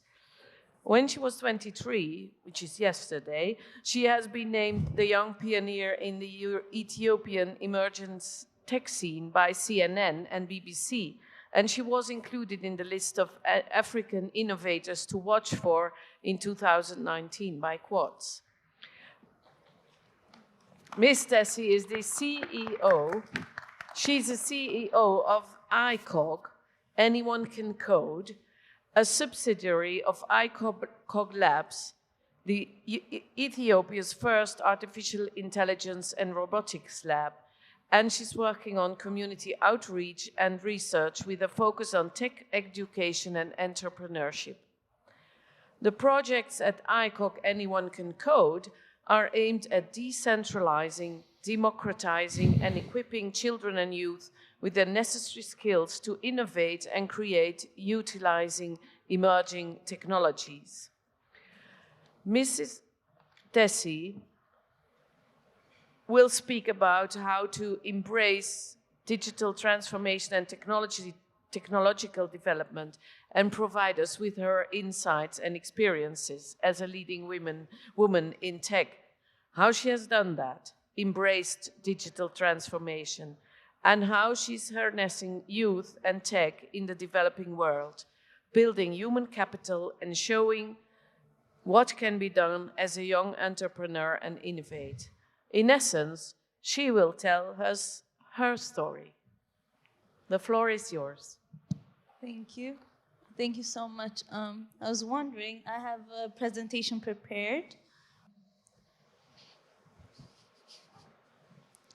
Do you have? Oh. Okay. Thank you. Thank you so much for having me. My name is Bethel Himdesse, and I am the CEO of ICOG Anyone Can Code, or as we like to call it, ICOG ACC. So before telling you my story and starting my presentation, I would like to give you a bit of background into what our company is and what it does.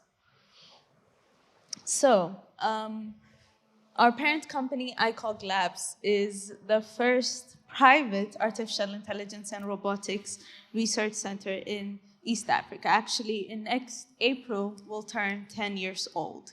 And we are dedicated in developing the frontier of artificial intelligence in research and development. One of our very famous projects was actually in India a few years back. Sophia the robot, we have participated in the development of the software of Sophia the robot. And that's one of our famous projects, but we've worked with companies like Hershey Chocolate and Sony Music and across, around the world. So, just to give you a bit of background, right? I'm sure most of you are aware, but artificial intelligence, or AI, is very critical to today's economy, whether you see it in trading, big data, robotics, finance, even in geospatial technologies, right? For example, most financial systems are becoming too complicated for humans to comprehend, and now AI is helping with that. We have also seen new innovations in the creative industry, such as Midjourney, that you just give it a text and it comes back with an image or an art that it has developed from the data it has collected. So AI is growing massively, right? And at the core of this development is the human resource, or the human capital. And that's why we started ICOG ACC, or ICOG Anyone Can Code, which is the subsidiary of ICOG Labs that focuses on tech education and entrepreneurship. But why is this important? So I'll tell you a bit about myself. I come from a city called Harar in the eastern part of Ethiopia, and I was born and raised there. So I'm 23 years old now, but 13 years ago, that's when I first started coding. And from the picture you see here, this is me talking about computer parts back then. Thank you. I feel like there's a delegation from Ethiopia, maybe that's probably supporting me from that corner. But just to give you a bit of background, so this is me when I first started getting into computers. I first started coding when I was 10 years old, and I started coding because I wanted to make money, right? So I had my father, who had a shop. I was going to celebrate my 9th birthday, and I was asking him for money, but then he was busy, so he ignored me. So I figured, okay, what if I make the money using the computer we had at the shop? So people would come out of the shop, buying phones and buying memory cards, and then I would pitch to them, oh, let me edit some videos, put music on the videos over for you, and then I made about $90 that day. And I said, okay, this is a very lucrative business. How do I start promoting it? I've never been outside of Harar at that point. I didn't know about the capital. I didn't know about the opportunities outside. But I had I saw a lot of satellite TV, right? There's a lot of Power Rangers, Hannah Montana happening. And then during the ad space, they would show websites where you could buy the toys from. So that's when I said, okay, I need to build a website in order to promote my business. So that's when I started coding. And that's why we have created iCode Anyone Can Code, is to give the same opportunity as I had when I was a kid to other kids. And it's very important. Why is this important? It's because there are issues that are currently happening in the tech world. There are a lot of biases, there are not a lot of people that look like us that can speak about the challenges of these technological innovations or impacts that have in the developing world. So that's why we created iCode Anyone Can Code. And through this, we like to call it iCode ACC in short, and through programs at iCode ACC, we are equipping the youth and young people with the skill sets of the 21st century. Right? So maybe, 10 years ago, you might not think, oh, coding is not that important, or teaching people coding is not that relevant because only programmers or software developers work on it. But nowadays, it's becoming a language that is very important to understand and know. So we have been doing this all over Ethiopia. And one thing people always ask me is that, what does the future look like, right? But we don't know what the future holds. No, I don't think anybody knows what the future holds. But what we know is the type of technologies it's being built upon. And it's very important for developing countries, especially like Ethiopia, and everyone across the world to actually equip the human resource with the necessary skill sets. Because at the end of the day, at the core of innovation and technology, there are people in it, right? So it's very, very important to have that. Let me just give you an example. For example, when the automobile was first created, there was a lot of reports of it killing a lot of women and children. And they said, oh, automobile is a people killer. But only because the prototypes or the dummies that the seatbelt was tested on was only male dummies that was prototyped in that when the automobile was first innovated. So after the improvement of the seatbelt itself and the innovation of using a female prototype and a child prototype to test the seatbelt, the safety improved, which helped more people, drive automobiles, but also decrease the number of accidents that was happening. And the only problem that I see here is not enough people, not enough women, not enough people of color were participating in the innovation of these technologies. And in order to do that, we need to, equip the human resource that we have with the technologies that are present. And in order to do that, I believe it's very important to start early, start with kids, start with youth, universities, and create that synergy between governmental and non-governmental institutions, but across private institutions also. So my final message to you is it's very important to democratize access to technology and technology education. Usually people come to us, especially youth. I was talking about this issue earlier, with solutions. But sometimes what we need is education and a platform. I'll end by telling you one story. So through this program, as you can see, it's called Solve It. We had an innovation competition in Ethiopia, right? Where we give platforms and education and training to people from age 18 to 28. And one of the innovations that we saw was an Uber for milk kind of application. So after the training was provided, this person had a story. So he would go to downtown to his city and then ask for macchiato, right? Macchiatos with milk with coffee. And they would tell him, oh, we don't have milk here. We're very sorry. But he knows that back home, there's a lot of milk that's being produced and not being sold, and it's going bad. So after the trainings that were provided, what he was able to do was pinpoint, actually, where the milk is produced, calculate the shortest distance to collect that milk, and then send it back to the city. And after a year, after this Solve It innovation competition had happened, we would go there, and this person had already created an app that is facilitating buying milk from his village to the city. And he has bought a three-wheel drive, he has bought his own laptop, and he has started his own business. And sometimes it's not also about innovating or creating big solutions for big problems. Sometimes it's also solving your local problems, utilizing local people and utilizing local technology. And in order to enable that, we need to equip a lot of youth and kids with the skill sets that are necessary. Thank you very much, and thank you for having me here. Thank you very much, Desi. Thank you very much for sharing your story and for giving us this line of hope that anyone can code. And so there is a huge opportunity there for developing the technology that can help us make our world more sustainable. So thank you for sharing that.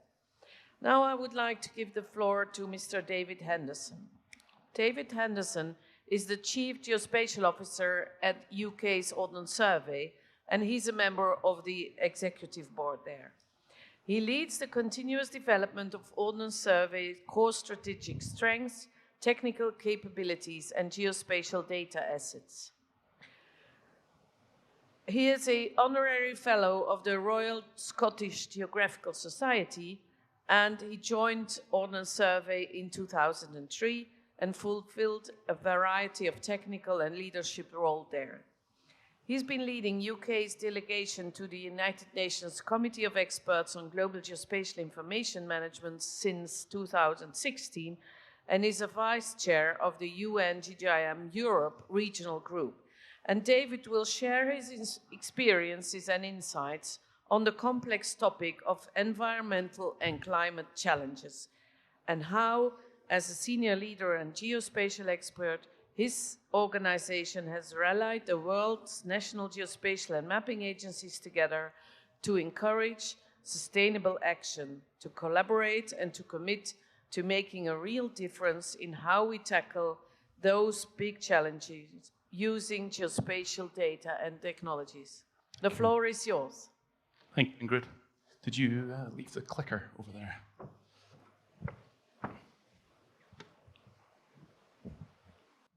So, good morning, ladies and gentlemen. It's a real pleasure to be here with our fellow panelists in this opening plenary session. Thank you, Ingrid.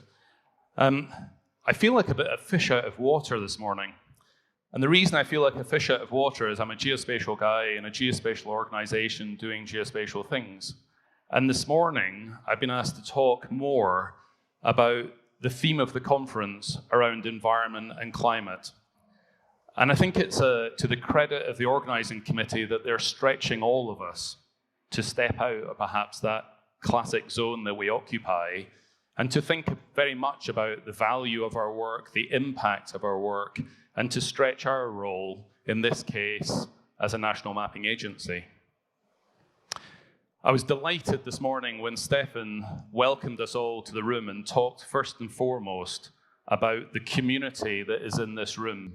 And there will be a theme that goes through this talk about the work that we can do together to make the world a better place.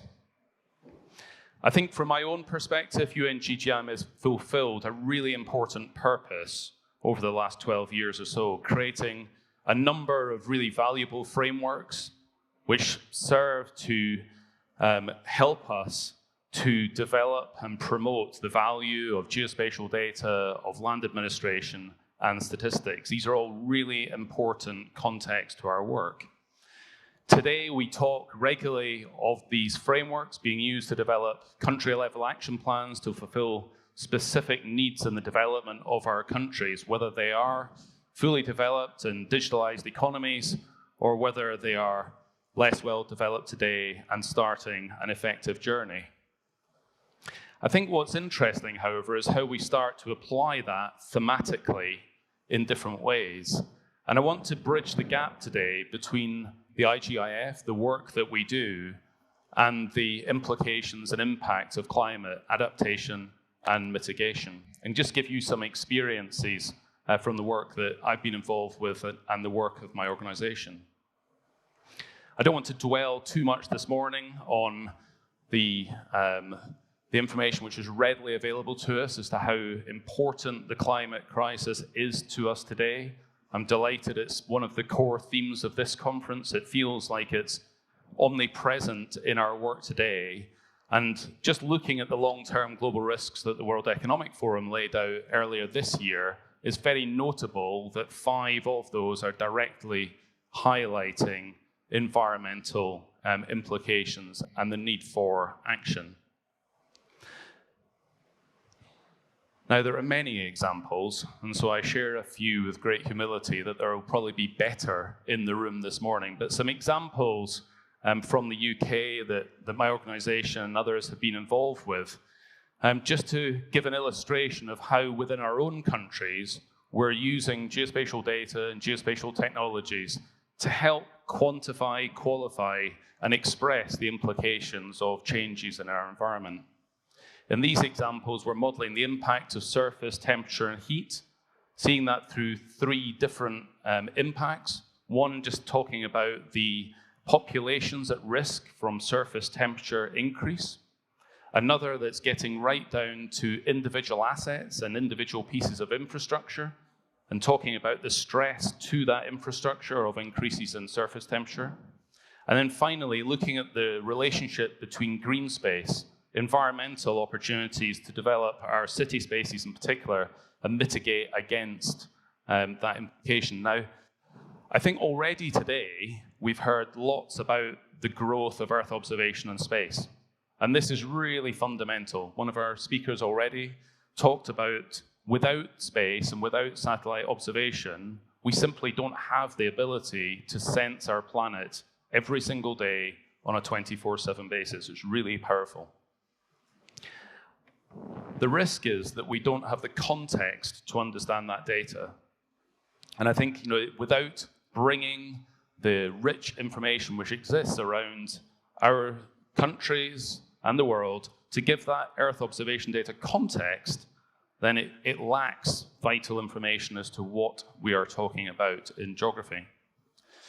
So we can do that at regional level, and we can come right down to individual streets and individual buildings and relate that sense data from space, that sense data from land, and start to apply that to individual features, individual objects, and individual parts of our geography. Really important. Another example, which in the UK we developed ahead of COP26, was to build a peatland observatory for the UK, talking about the relative health of peatlands as a natural source of carbon sink, to be able to value that, to be able to quantify the impact of agricultural practices and other such things on the value of that peatland, and be able to express that in a single observatory. Now this year, and I'll go on to talk a little bit about bringing communities together, I've been blessed with being able to see numerous examples from across the world where geospatial agencies are working with Earth observation communities to bring such information together. We've seen fantastic examples develop in Australia, the development of data cubes both in Australia and across Africa. We've seen fantastic examples from across the Caribbean and many of the Pacific Island states where the relationship between climate and geospatial infrastructure is so fundamental. Earlier this year, and as Ingrid mentioned in the introduction, we chose to bring together a gathering of the Cambridge Conference. The Cambridge Conference is a network of leaders from national mapping agencies and associated partners that have been gathering in the UK, usually in Cambridge, but to some of our audience this year in Oxford, to discuss important matters as to how national geospatial agencies, national mapping agencies can learn from one another, to grow with one another, and to tackle common challenges that sits across our organizations. Ahead of COP26, we held an online virtual forum where we discussed what we could do as national mapping agencies in the response to climate challenges. And that gave all of our organizations an information note that we could work with our national delegations ahead of COP26 to represent the role of geospatial, the role of Earth observation, the role of geography at large in tackling climate change. When we came back together earlier this year, and it was one of the first gatherings that we were able to have post-pandemic, there are a lot of friends in the room this morning who attended it, we chose to use the IGIF and the three predominant lenses of people, of data and technology, and of governance to look at the various strands of activity that we felt we needed to practice in responding to climate change and taking climate action. And it provided not just a useful way to bring our own work into the room, but for us to think thematically across the climate challenge and to relate the IGIF and other frameworks to give a structure to these conversations. It works really well. We chose to develop a number of papers as an output from that conference. Hopefully some of the room are familiar with that. And really challenged us to think beyond the what in data, but to think how data could be used, how data would be applied to, in this case, fight against adaptation or help develop adaptation and mitigation strategies, and to really understand in particular the relationship between Earth observation and geospatial data. I think it hopefully will not be the first time this week that we talk about geo unlocking the value in EO. I think for me there were two really clear recommendations that came from the conference this year. One was for organizations such as Ordnance Survey and other national mapping agencies to take a really active leadership role as advocates for location data in our countries. In the UK, we are blessed with very many stakeholders who share that mission. But also recognize that tackling climate change is a global issue and needs us to work together, albeit that nations are affected in different ways. So we all need to be working, however, with best available national data, but to do that in a considered global context. And I'd like to come back and talk to that a little bit after we play a summary of the video. The fires are burning, the winds are blowing, and the seas are rising. What the hell are we doing? We're in charge. Leaders of the world's national mapping agencies are urging experts in their industry to step up, to make a difference in the fight against climate change. So the report, the statement paper, sets out how our organisations are going to work differently in order to best support our national response to taking climate action. It was at a high-powered meeting of the world's leading geospatial experts where the contents of this paper have been debated, then crafted.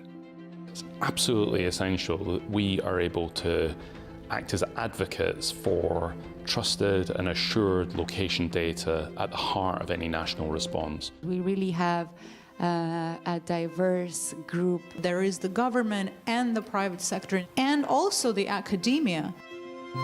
How do we make this message mainstream? By sharing our infrastructure, knowledge and data. And that we can help to find solutions anywhere around the world. And alongside that, we need to recognise that every nation, every national response will be different. Especially coming from a developing area of the world, that's pretty critical because the technology is there. It's having persons who have that know-how and making sure that we also have that authoritative data. Our location data is fundamental to taking the right decisions by our nations going forward. It's not always well understood, but bringing that to the fore is a critical part of this discussion. We've got to champion and demonstrate the value of that data. We've got to be able to sell the benefits of using that data effectively. And as a group of nations, we're committed to doing that together.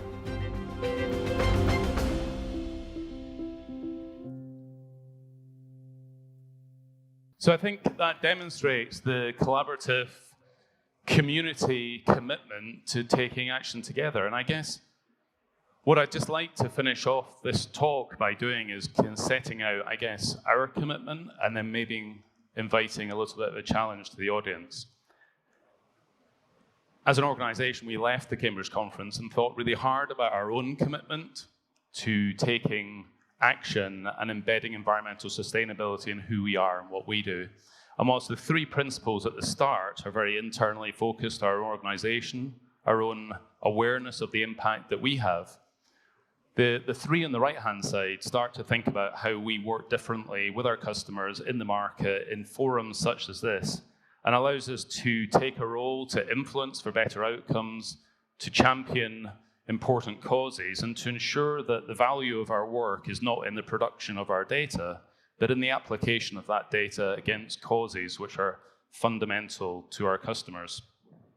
We've published a guide of sustainability trends and location data, which we feel is absolutely relevant to our customers in the UK, but also globally, and to set out the sustainability trends which we are placing most front and center of our propositions going forward. And finally, we've looked very hard at the support that we're giving our startups and the organizations we work with through our incubator and accelerator program in London called Geovation, and ensuring we're very conscious in mapping those back to the Sustainable Development Goals and thinking really clearly about the support that we're giving them to make sure that they're aligned with our values and serving good. One last project I'd just like to share with you, and I do this at a very early stage of concept.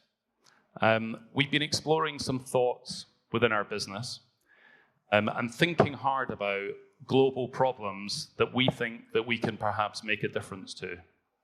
And I'd like to share this with you. So global supply chains, particularly for commodities, are really, really important. They have impact, both positive and negative. And yet the information that sits behind some of these global supply chains, the implications of where things happen, is less well understood. We think there is an increasing and growing need for us to manage the trusted location in the assets, for example, the bulking mills, the refineries, the transport terminals, the storage, the processing plants, that sit between the movement of goods in our planet, the various supply chains that exist. Of course, many of these organizations are global organizations moving goods around. They know where these things happen, but the location information that sits behind them is often imprecise, which makes it difficult in practice to give assurance to the information that's being provided. This information is important because it's underpinning very significant levels of financial transaction. It's important because it's part of any national response to taking climate action. And it's important, therefore, that we have much greater assurance as to the information that sits behind it.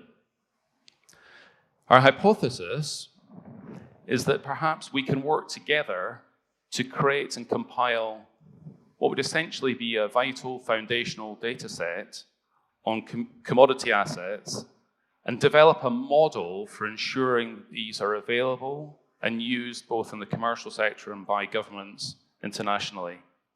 We've been exploring this with a number of partners that work on a global basis, both those who are moving goods and operating global supply chains, and also a number of technology providers that we know that we can work with us. But there is a however within this. We can't do this on our own. We know we can provide great authority and trust in information in our own country, but we also recognize that our National Mapping Agency colleagues across the world are the experts in providing trust and assurance on data in their country. So we're keen to explore this week. Do people think this is a worthwhile venture? Is this something that perhaps colleagues from across national map agencies globally are interested to work with us to explore further? And if so, I'd love to have a conversation during this week. So I didn't necessarily intend to base a presentation around 4 or 5 words that started in C, but I think the two that struck me as being absolutely vital, fighting climate, developing adaptation and mitigation strategies, are the words community and collaboration. I think that's very much what this week is about. I'm delighted to have had the opportunity to share some thoughts at the start of the week.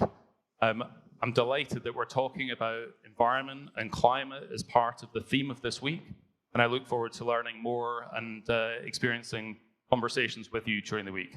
Thank you very much. Thank you very much, David.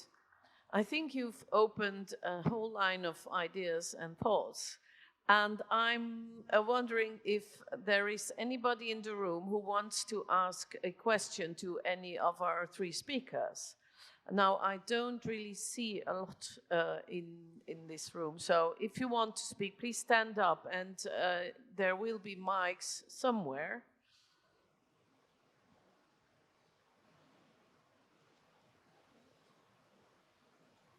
I think people are still overwhelmed by the challenges that we have heard from the three speakers. And I must say, I'm also quite impressed by the things you have talked. And maybe it's interesting to share your ideas about what the other people have said on this stage. So, Ambassador, can I invite you to reflect on what you heard? Well, you know, I come from a very different calling than these two young people. And it gives me hope that I shouldn't be so skeptical as I was at the beginning, perhaps. Because they come with very different perspectives and they are doers. Yes. And that's important, that we have people do things rather than people who are talking about the concerns. And these two young people have done two different things from two totally different perspectives. And it shows that there are great benefits in store, while people like me will continue to say, manage the risks. But maybe I need to ask both of them, what do they see the risks in their future? I see from a bigger picture that there are several risks of a systemic nature, but maybe they should answer and tell, yes, how do they see risk, how do they evaluate risk, and what are they doing to mitigate it? Okay. So I completely understand and agree with all of the concerns that you mentioned earlier in your speech.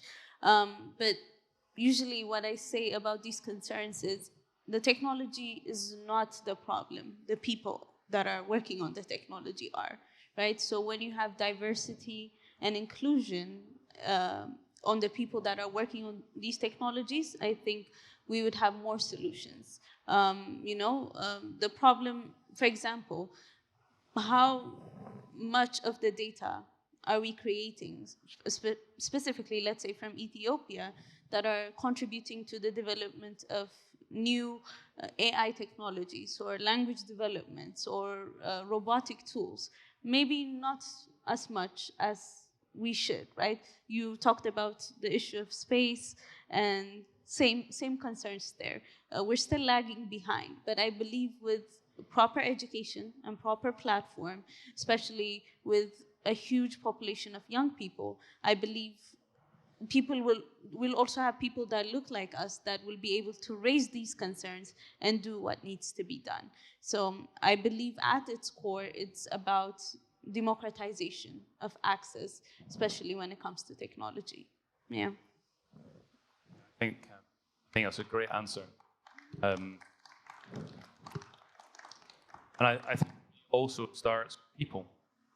You can have all the technology you want in the world, but it's people who use that technology better things. And I think, your comment about the generation that is now entering today's workforce and perhaps even still at school today, they're impatient. They expect change, and they are not willing to be constrained by some of the things that perhaps we have been constrained by. And so I think we have got to really embrace the opportunity to see the world differently, to embrace new technologies, but really to invest in skills, invest in people, to tell better stories, to inspire, and to find ways of collaborating together and ensure that the world is indeed a smaller place. I think the talk you gave at the start, there's a really strong link between space and sustainability. Now, apart from the inevitability, I think it's, but it requires us to ensure that we use that effectively and wisely. I think you challenged it well by that. But for me also, the takeaway of the second talk just inspires us all to recognize how much can be achieved by positive thinking, by a vision to do good. And I think that's very much the theme of the conference, this week, work together to achieve that. Yeah. I really like the let's say the contrast between the risk and the opportunities, and the risk can be can paralyze if you don't take action, and I think we don't have time to be paralyzed. We have to take action. And so if you look at what you hear and what you see, to your opinion, David, what's the most promising evolution or the most promising opportunity that you see for us in the geospatial to contribute to these sustainable development goals of the United Nations? I think this is what we're here to discuss over the next days. I think the biggest opportunity is in bringing information together. The world is a complex system of systems. It's complex, and I don't think solving the world's problems in isolation one another is possible anymore. And I think there's a real opportunity, not just through foresight, but through the technologies that are increasingly available to us, to ensure interoperability in our data, in our systems, to ensure it's possible in practice. Okay, thank you. So, Bethlehem, you talked about how anyone can code, which I think is really a nice way of bringing technology to the normal people, not only to the nerds. And so we could say anyone can do geospatial in this framework. Now, I'm sure from your experience on how you tackle this, you can have some good ideas on how this industry can do more towards the young people and bring more young people into this business, because we have a very big demand for skilled and trained people, but the first step is to be interested in what we do. Can you help us there? So making coding is now, tech is sexy, people are interested going into it, and there are a lot of career and job opportunities in that case. But I really do believe that, the way of thinking and the way we approach things when it comes to young people, it should be different. Mm-hmm. It should be more in the sense of let's work together in bringing about change, bringing about solutions, and this is what we already have. I mean, there are a lot of developments, there are a lot of things being done in the geospatial industry itself, but to bring more youth to innovate, you have to show role models in that sense, right? Who are people innovating? Who do they look like? How do we inspire them? But also creating a platform that is inviting to them, right? As you have mentioned, us young people, we can be a bit impatient in terms of bringing about change. But how you approach that, how you communicate it, is very, very important. And, when we talk about, especially on the coding sense, it's about you have to at least understand how the machines that you're using are working. Not to be so far away from it. Because there's this book that I really like. It's called 21 Lessons for the 21st Century. And one of the concerns it has is Previously the concerns of humankind was exploitation of human resource, the human itself. But now it will be the question of relevance, right?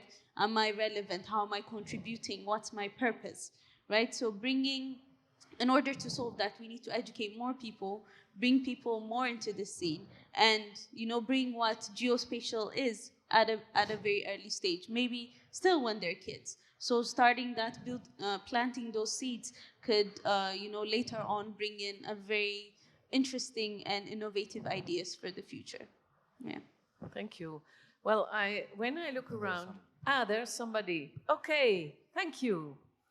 Thank you very much. I would like to congratulate the plenary. I really enjoyed very much of all the three speakers. In fact, you already actually put a very nice context for all of us to take a more deep thinking how we're going to do things in future. And in particular, starting with the Ambassador Syed Akbaruddin, actually put a very nice, again, questions, and also at the same time, very simple roadmap that how we should really go ahead with that, and not really taking very, for example, far distance when we talk about the space. And then I really enjoyed very much the lady that actually really shared the inspiring actually experience and establishment. And then David actually really made very nice, the way forward. What we're going to do and how we're going to do these things. And in particular, when we talk about community commitments and climate, I think that's very important. But perhaps the question or the comment that I would like to make and would like to hear all of you, your observations, is how we go about, out of our comfort zone and then engaging the other disciplines. And I think every time we're attending the session like this, we're actually getting more excited. Even as a geospatial specialist, we get more excited because we see how we can make an impact, how we can change to make the world a better place for all of ourselves. But at the same time, we're also facing challenges still, and into engaging the other disciplines and incorporating or showcasing the values to them, and also inspiring the new generation to come to the discipline. So perhaps, if you can perhaps help us to how we can go to engage more and then have more other disciplines to sit with us into our next session of the Congress, that we actually not only having the all geospatial specialists, but also other disciplines actually coming to share with us, and then we can actually work with them because we are all part of the community. Thank you. Thank you. Well, thank you for those nice words. And I was thinking in this idea of what's the most promising evolution. We talked about, or you mentioned already these opportunities. Now, maybe you want to give some comments on that, Mrs. Bettelem, on what are the opportunities you see for us? So I agree with the point of bringing different sectors, especially coming together to work, because it's hard. You never know where the cross path is unless you have the discussion, right? So we did one project actually, let me give it to you as an example. So we used satellite data to, Ethiopia is very famous for its coffee. So we used satellite data to see, okay, how much fertilizer is needed on specific coffee farms around Ethiopia, especially on the south side of Ethiopia, to see how much fertilizer is needed to, in order, to grow the best coffee and to get the best product out of that. And through that, we saw a lot of challenge, especially young people who are interested to work both in agriculture and using satellite data, because a lot of young people are not getting into the sector, let's say agriculture.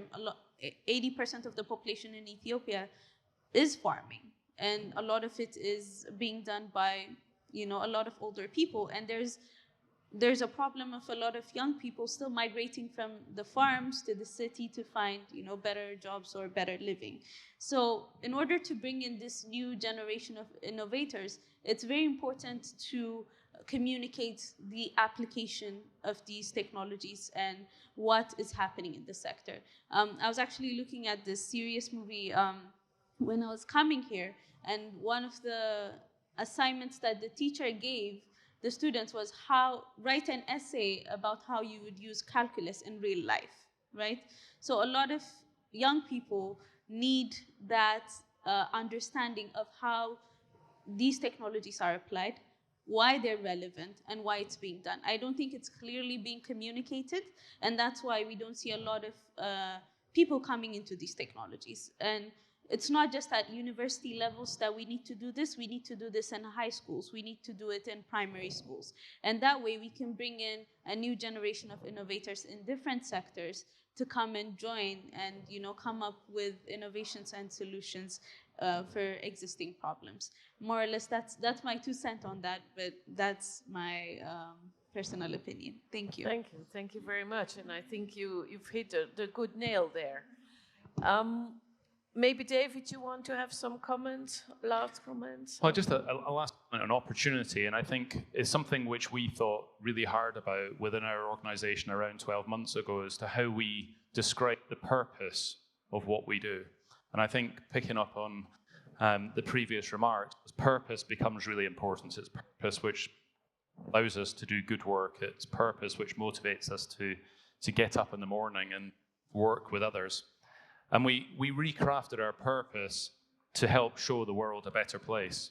Now that's very big, it's very abstract, but it was really clear in terms of higher calling for our activities and our work every day. And I think that for me is the opportunity we have to think really clearly, not just about what we do, but why we do it, and to set that out to businesses, to governments, to policymakers, and help them understand the value of what we can do and the impact that we can have on the world around us. But I think purpose is our opportunity. We're good storytellers. Geography is fundamentally about processes. And I think there is a wonderful opportunity for us to tell better stories, to connect the world together and help show the world a better place. Thank you, David. Mr. Ambassador, do you have a last comment for us? Well, then, perhaps space is without boundaries, and therefore, maybe geospatial conferences should also be without boundaries. And that is that you invite, we've heard a lot about the young. We've heard a lot about communities. We've heard a lot about finance. So as we move forward, maybe there is a need to break down silos that exist in any system, because we all try and focus on areas of our coalescence. But if ordinary communities are to benefit, maybe there are wonderful stories, as everybody knows.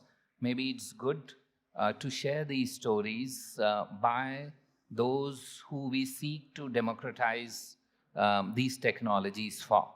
After all, if they are our beneficiaries, they are our target groups, they also have a right to provide inputs. And maybe everybody would gain from a broader approach to this that you are already trying to foster. And I leave that thought with you that, as they say, war is too important to leave it to generals. Governance is too important to leave it to politicians. Perhaps geospace is too important to leave it only to experts. Maybe there is scope for others to join in too. Thank you very much. Thank you very much. Excuse me, madam. Can I ask one question? Yes. Okay. So this is Aditi Sharma from Uttarakhand State Government, Animal Husbandry Department. So being a veterinarian by profession, I would like to focus on the Sustainable Development Goal number 3, that is health and good health and well-being for all.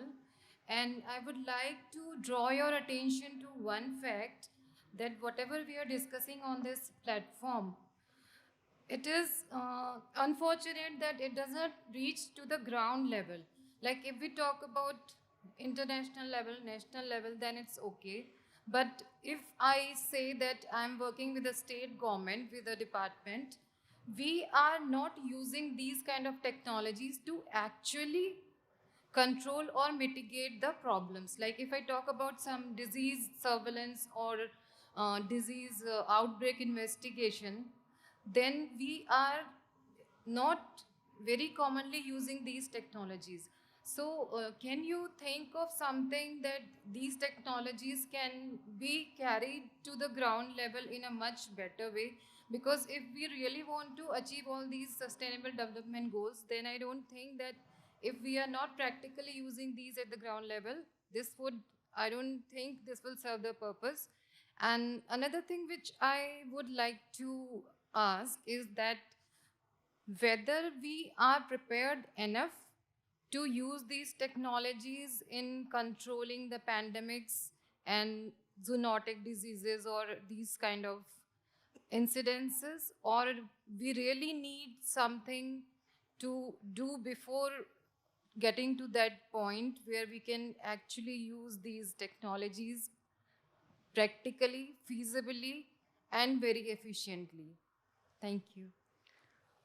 Okay, that's a very challenging question, but if I may, as a speaker, I would like to comment on it, because in many countries we have seen that geospatial information has contributed in a large way to the management of the pandemic.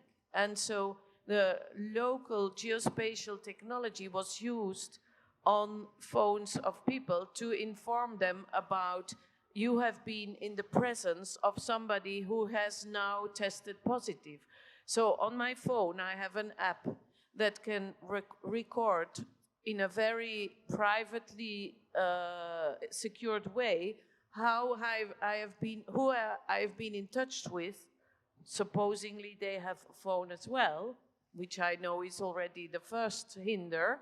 But I can see that a lot of applications and a lot of examples exist where geospatial technology at a very local level has contributed to the solution. And I'm thinking about experts on, inspectors who walk around in the field and who identify herds of disease, and this information is sent to the central office so they can have a view on the reality of where is the disease. For instance, I know that it was done in the UK for foot and mouth disease, and I know it has been done for other diseases. So there are examples, and I think you are right, they are not used enough. They could be used more. And then I want to take on to the point that the ambassador was making. We are in our silo and we don't talk enough to other people about the strength of our technology, and if you talk about them, they will say, yes, of course, but by themselves, they don't think about this. And so I can tell you that, yes, we should encourage the use of this technology at a very lower level. And when I saw yesterday the presentations of the school children doing a real geospatial project, many of them were around health and around safety of water, and that's really using this technology at a very down-to-earth community level to make sure that people are having a better life, that they are having better health conditions and so on. So I think that your remark is right, it's not used enough. But I think the technology is there, and we should encourage all from our positions that we go out of our silo and talk to others about how important this technology can be for them.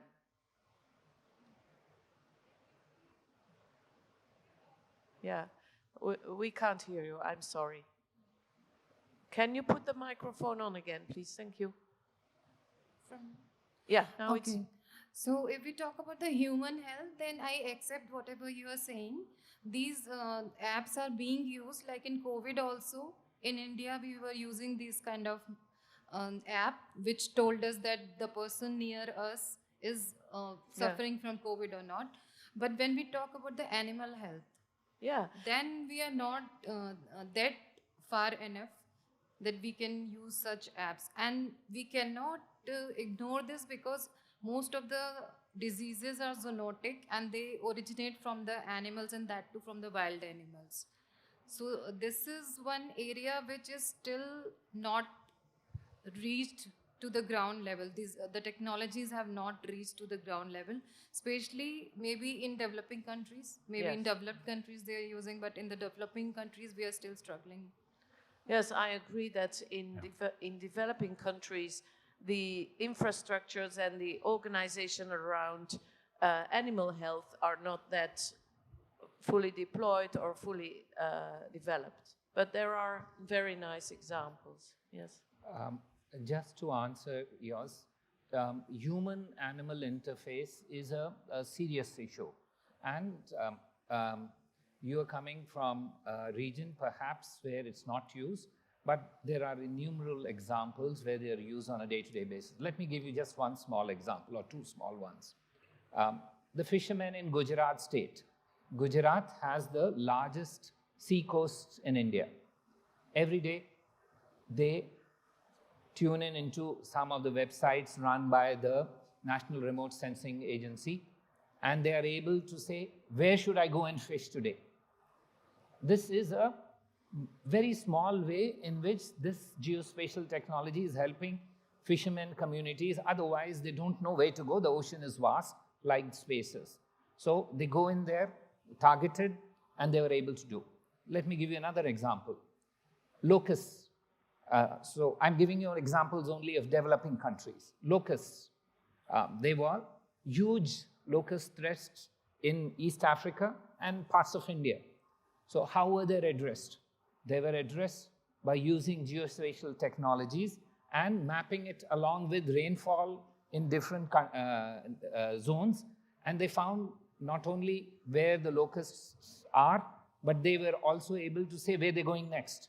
And people were told in advance that get ready,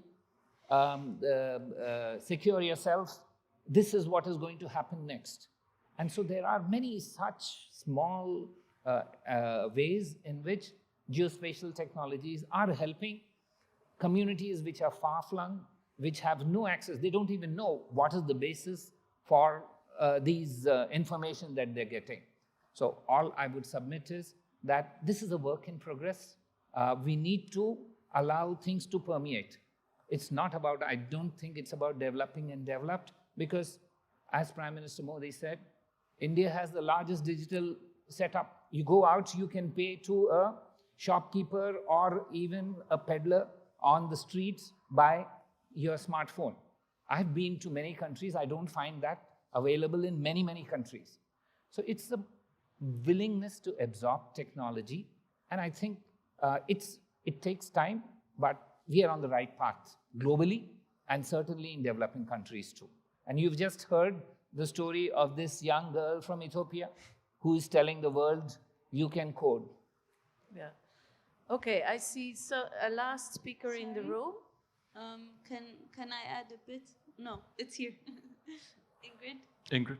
I don't see where you it's are. Me. To your it's left. Bettelheim. One of your panelists. Okay. Ingrid. But I see the man over there was asking the floor first. Yeah. Hey, this is Madhav. I'm from Continuum Planning and Development Trust.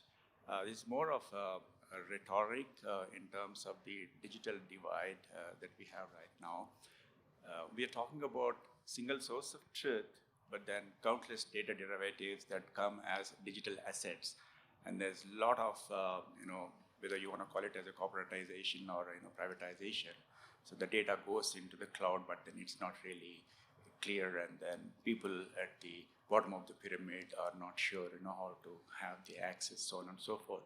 So, but then there has been a civilizational change. When you look at knowledge, when you look at information, so you have libraries, so you can go into the library and then access the information. Likewise, if you want to have artifacts or what have you, you have museums. But then, with a similar analogy, how do we foresee the data assets, in futures to see that this accessibility is really democratized?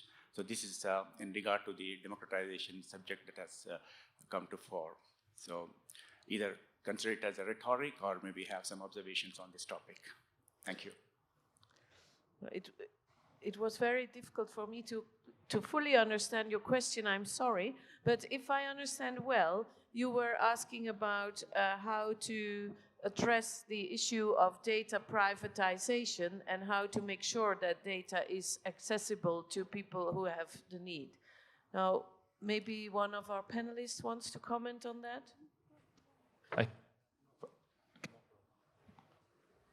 Sure, it is working. I think both of those two questions are really important. So as a geospatial community, we always say everything happens somewhere. I think also I'm hearing that everything happens to someone. And we've talked a lot about the importance of people and ensuring that all of us as citizens have access to the information that we need in order to make the contribution to a better planet that we can make. And I think that is fundamentally important. I mean, during this week, I know I'm looking forward to attending some conversations we have about ethics and geospatial data. I think that's an important part of this conversation.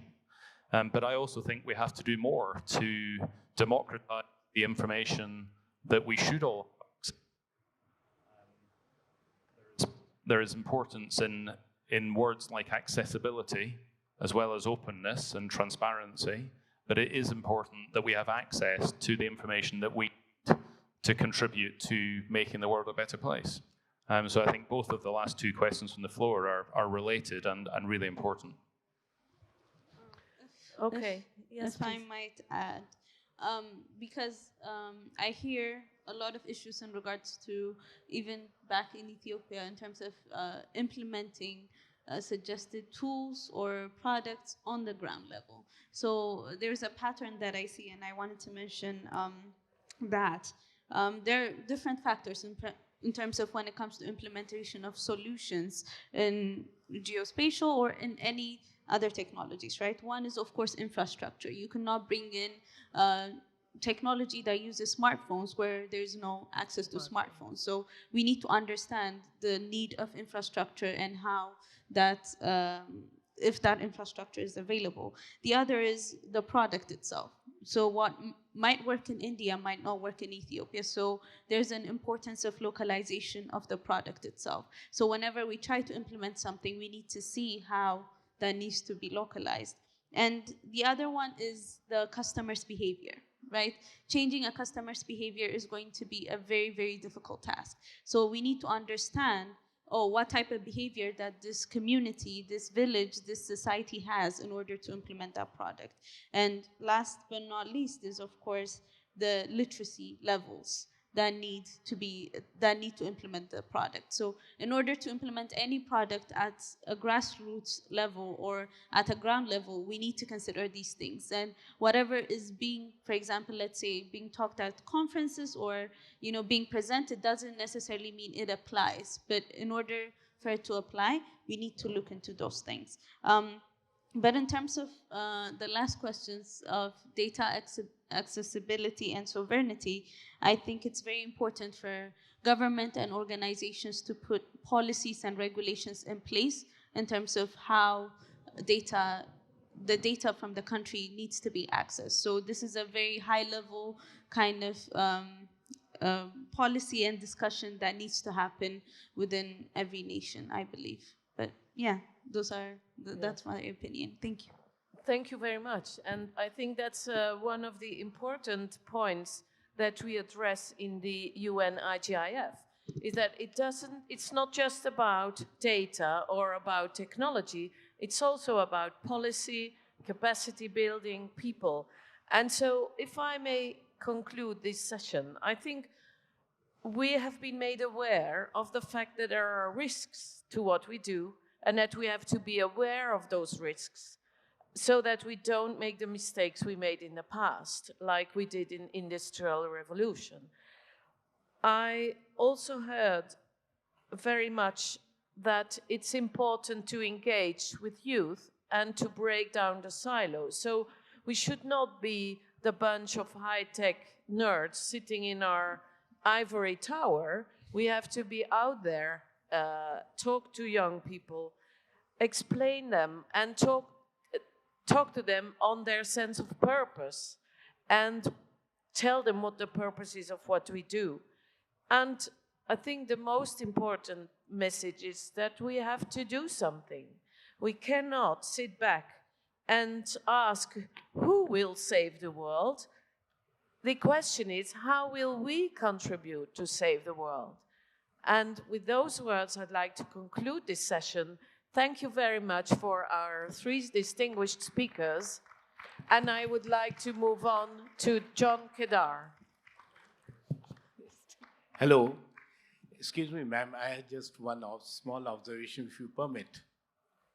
Well, I'm sorry, we have to close down. The timing is pressing us, but I invite you to share your comment with the speakers in the coffee break or at the lunch break. Thank you.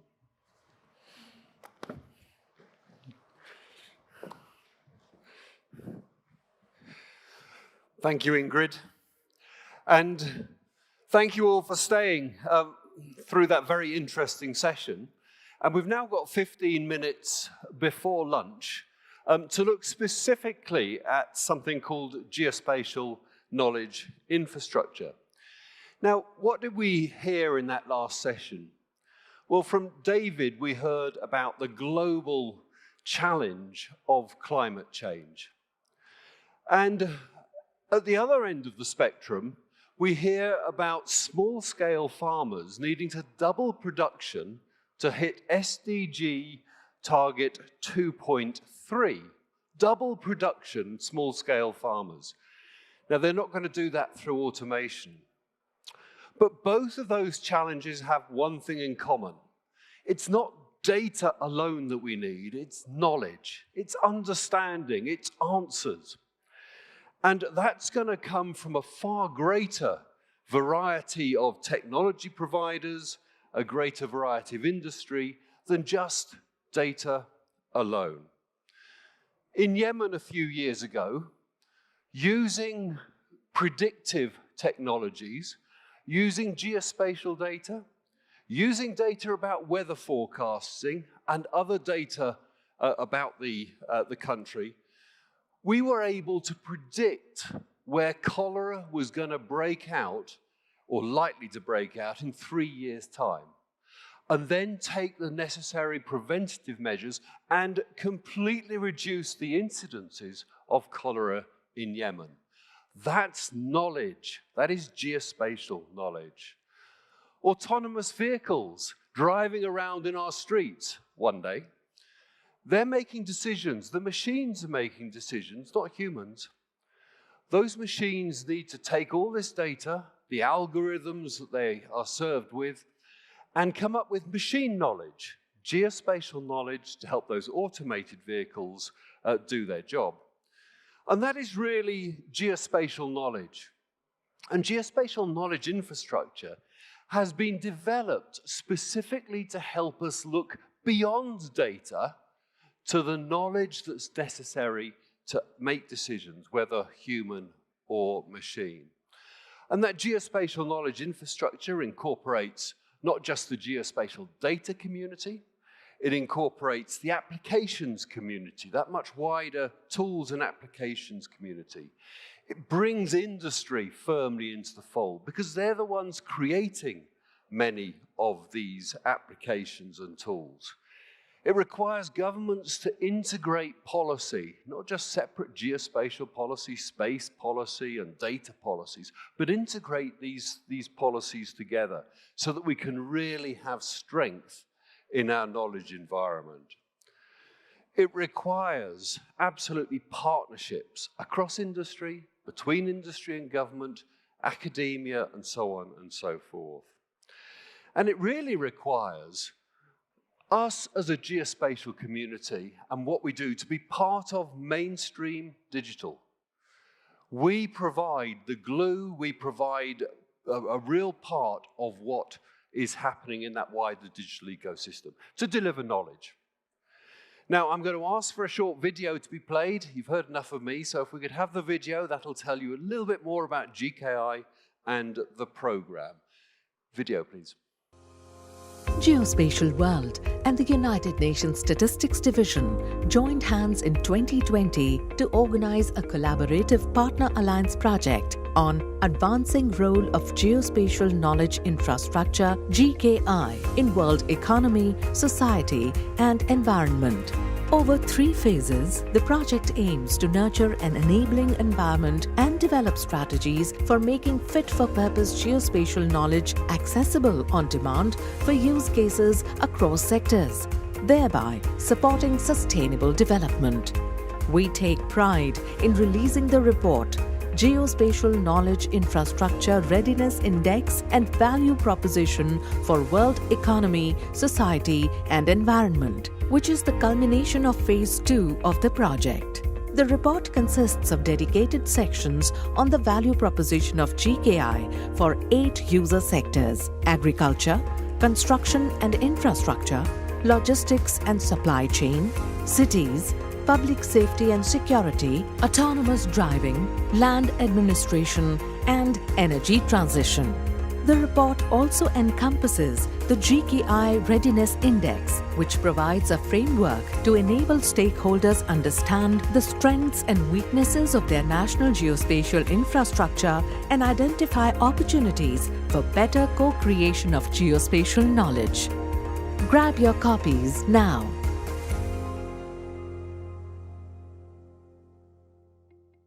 So, how did we start this journey? Like all good ideas, it needs co-conspirators. And our 2 co-conspirators that I'm going to invite on stage with us are from the United Nations Statistics Division, the director of UNSD, Mr. Stefan Schweinfest, and Mr. Sanjay Kumar, the Chief Executive Officer of Geospatial World. Sanjay, Stefan. Thank you very much. Thank you. Thanks. I'll get you in a second.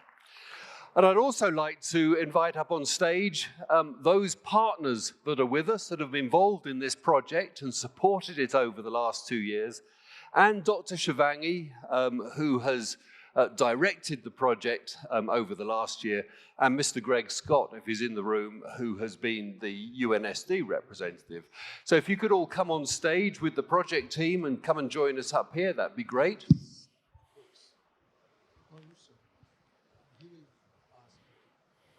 Don't be shy.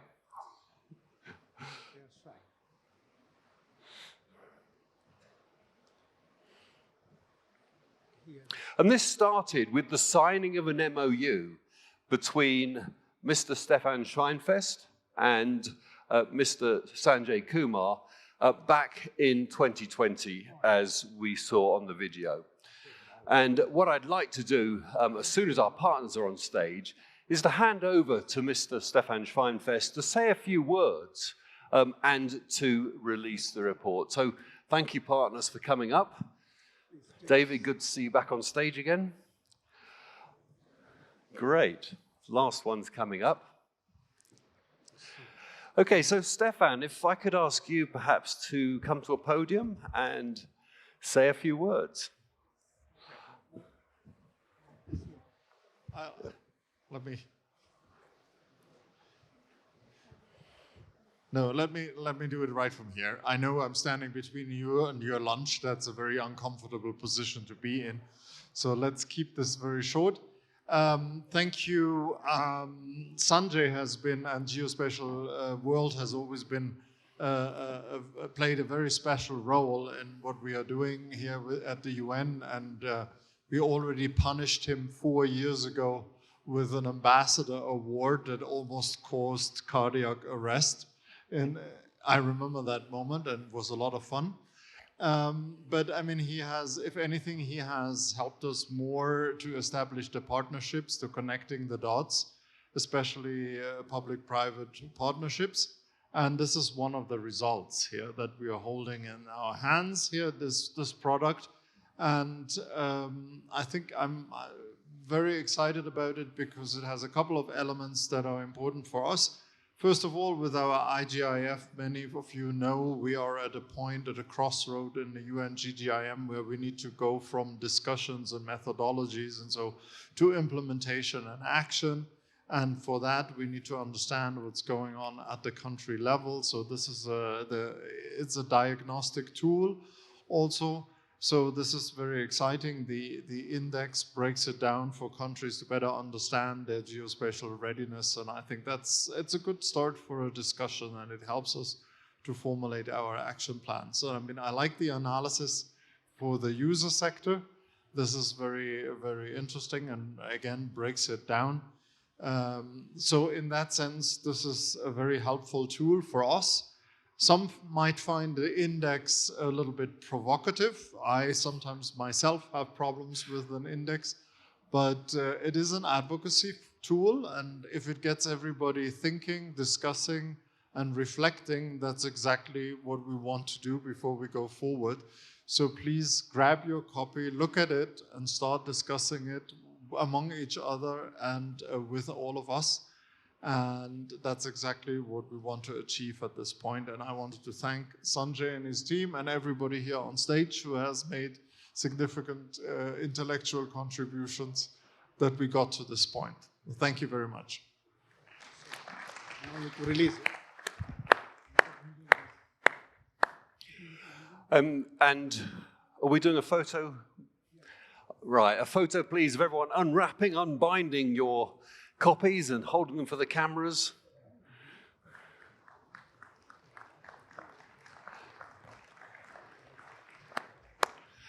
Okay, now please remain on stage holding the pose for slightly longer while photographs are taken. You can get your copies from the GKI booth, which is in the exhibition area, or on the program website. The program for this very session now, if you click on the link there, that will take you through to be able to download it digitally. And there are some additional sessions about GKI during this week. There's one this afternoon in one of the parallel sessions, and there's a GKI special session on Friday afternoon where you can learn more about GKI. What I'd like to do now is hand the floor to Sanjay to close, if I may.